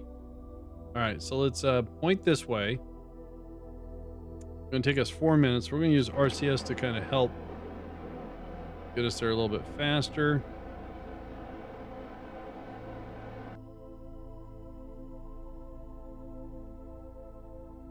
It's kind of like when I used to play Dungeons and Dragons, which is a role-playing game. There was a lot of fantasy type role-playing games, you know, but Dungeons and Dragons was like the staple.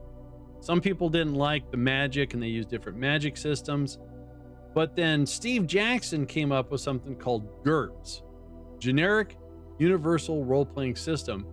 And the way they designed that is you could use it for fantasy, science fiction, superhero, everything. It was very flexible. And we had fun with that.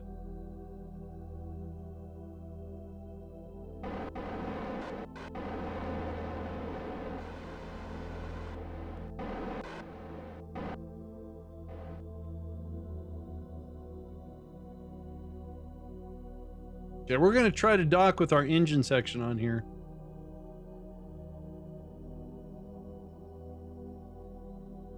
I played a little tiny Warhammer. I had a friend that was really into it, and I went to, he had a comic book shop also, but he was more for the gaming than the comics, and I was more for magic than magic and comics, and he was Warhammer and whatnot. So he had a dedicated area for his, and I had a dedicated area for magic. And I went and watched him play a couple times, and the pace was a little bit too slow for me.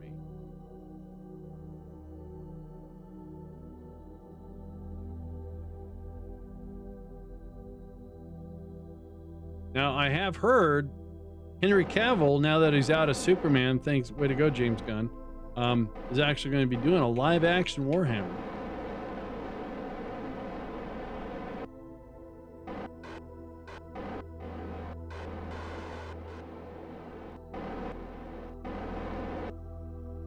I mean, you got to worry about line of sight and stuff like it's good rules, you know. I want to say though that when I used to have my comic book store, Warhammer, they were a bunch of wanks. I'm sorry, Game Workshop, they were a bunch of wanks. And once their reputation got very tainted, I like how they started calling comic book stores that weren't using Warhammer or weren't selling Games Workshop stuff, and they would almost bend over backwards to make it happen because of they used to have a really bad chip on their shoulder and their sales started to suffer. Yeah, I don't want to run into this thing.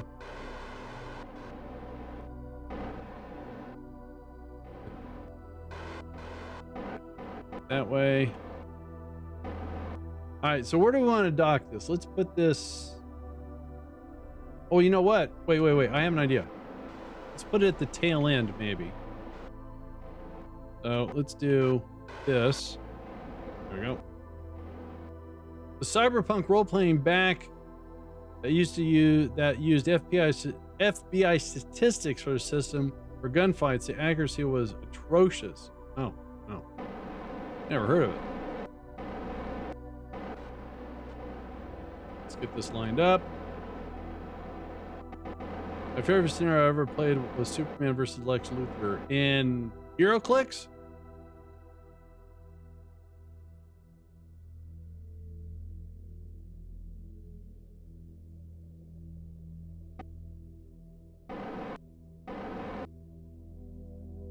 All right, so we need to rotate this.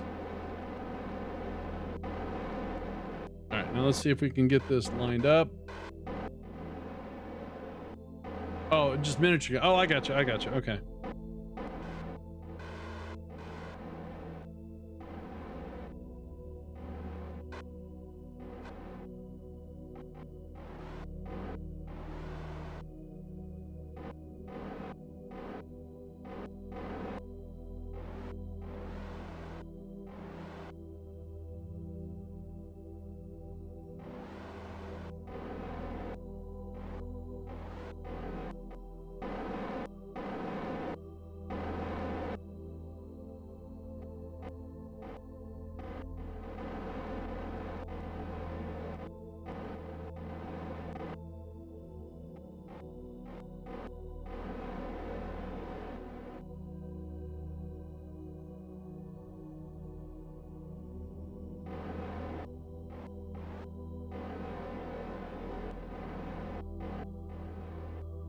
It's a little wobbly because we're not balanced RCS with the engine section on, but I'm gonna try to make it work. Uh-oh.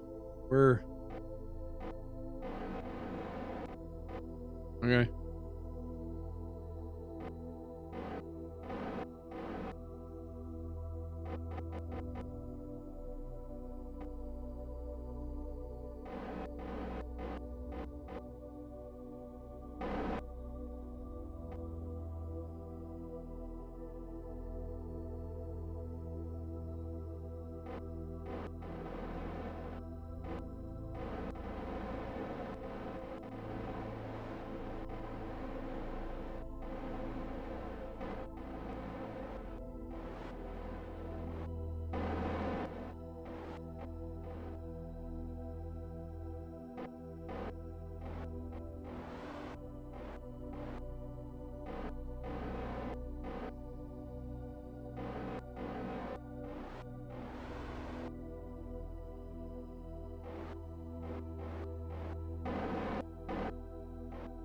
Having problems.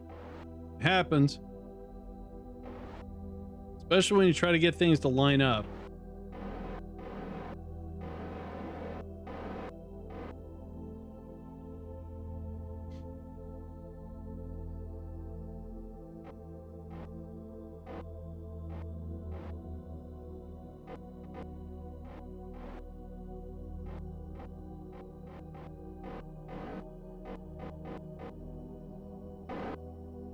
Oh, this is going to be ugly.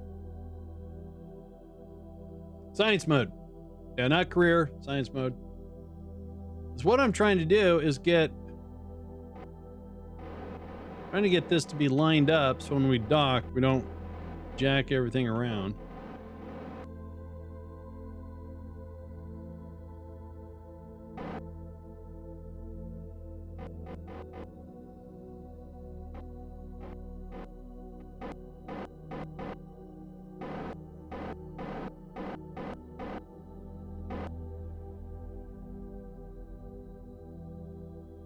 All right, this should work.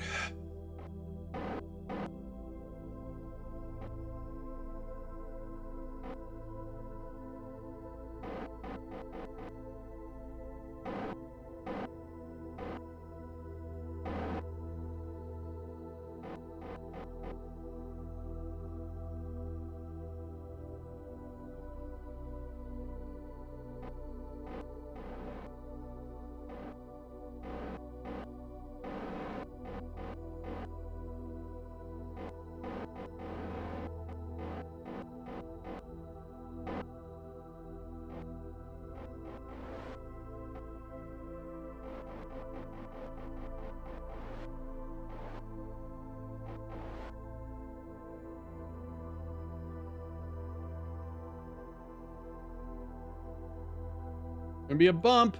Oh, that worked out pretty good.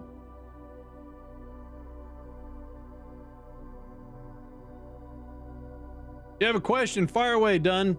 Hey, Golf, what's up? Morning. You can rotate the docking joint. I know, Carbon. I just try to line it up initially. That way, once I dock, if it's off a little bit, then I have the docking port to play with. I thought I turned these all off. There we go. If the first Apollo 11 mission to the moon failed and crash landed on the moon, but the astronauts survived, would they have been given a Sailor Moon death? No.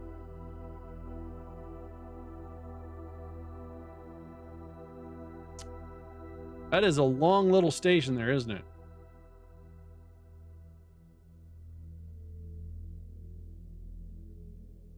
Sure is dinky. So over here we have, sorry. We have a snack processor. So when we start mining and bringing up ore, we can actually turn the ore into snacks so they can be self-sustaining.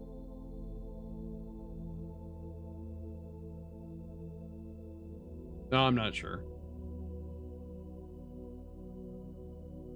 But you do know the Apollo program had so many go no goes that nothing like that would have happened.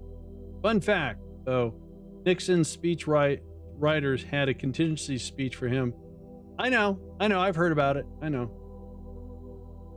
I mean, it's a very risky business when you're a pilot, a test pilot. So they need to eat mod include. Yeah, so I have a life support mod called Snacks. So that's what we brought up here. We brought up containers of snacks. When they eat the snacks, they turn it into soil. And then the habitation module has a soil recycler that will take soil and convert it into snacks. So, yeah.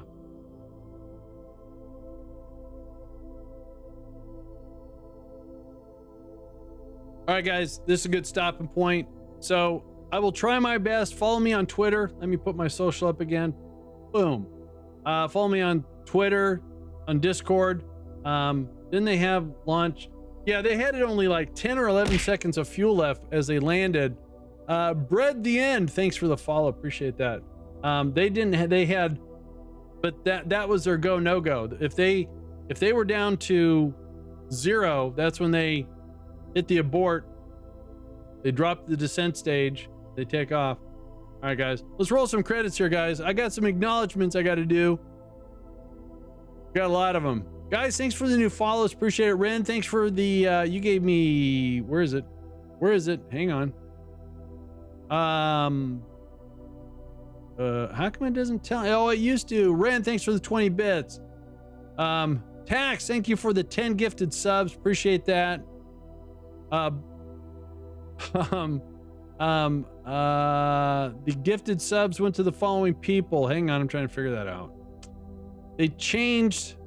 Hang on. I gotta go somewhere else. Hang on.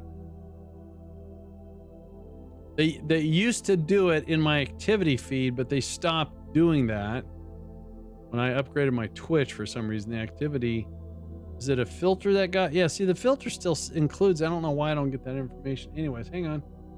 Let me get in here. Let me get in here. Yep, 10 gifted subs. I have to go to another tool here that I often don't have up because usually I can get it all.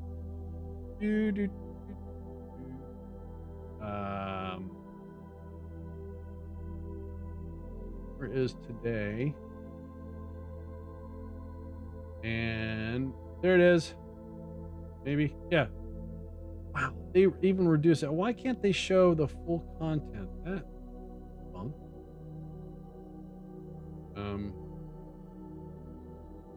So I went to The Way Life Can Suck, Fizzheads, Ricky Lee, Evil Coffee, Snake, Peter CSF, Captain Duckman, Holla 1771, Quadlight, and Dead Heel.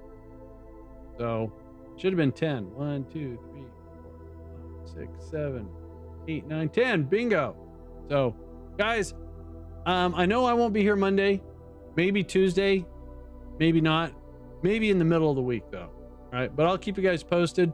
So do me a favor, just follow me on social. Let me put that up there again here one more time. And I'll see you guys later. Have a good one.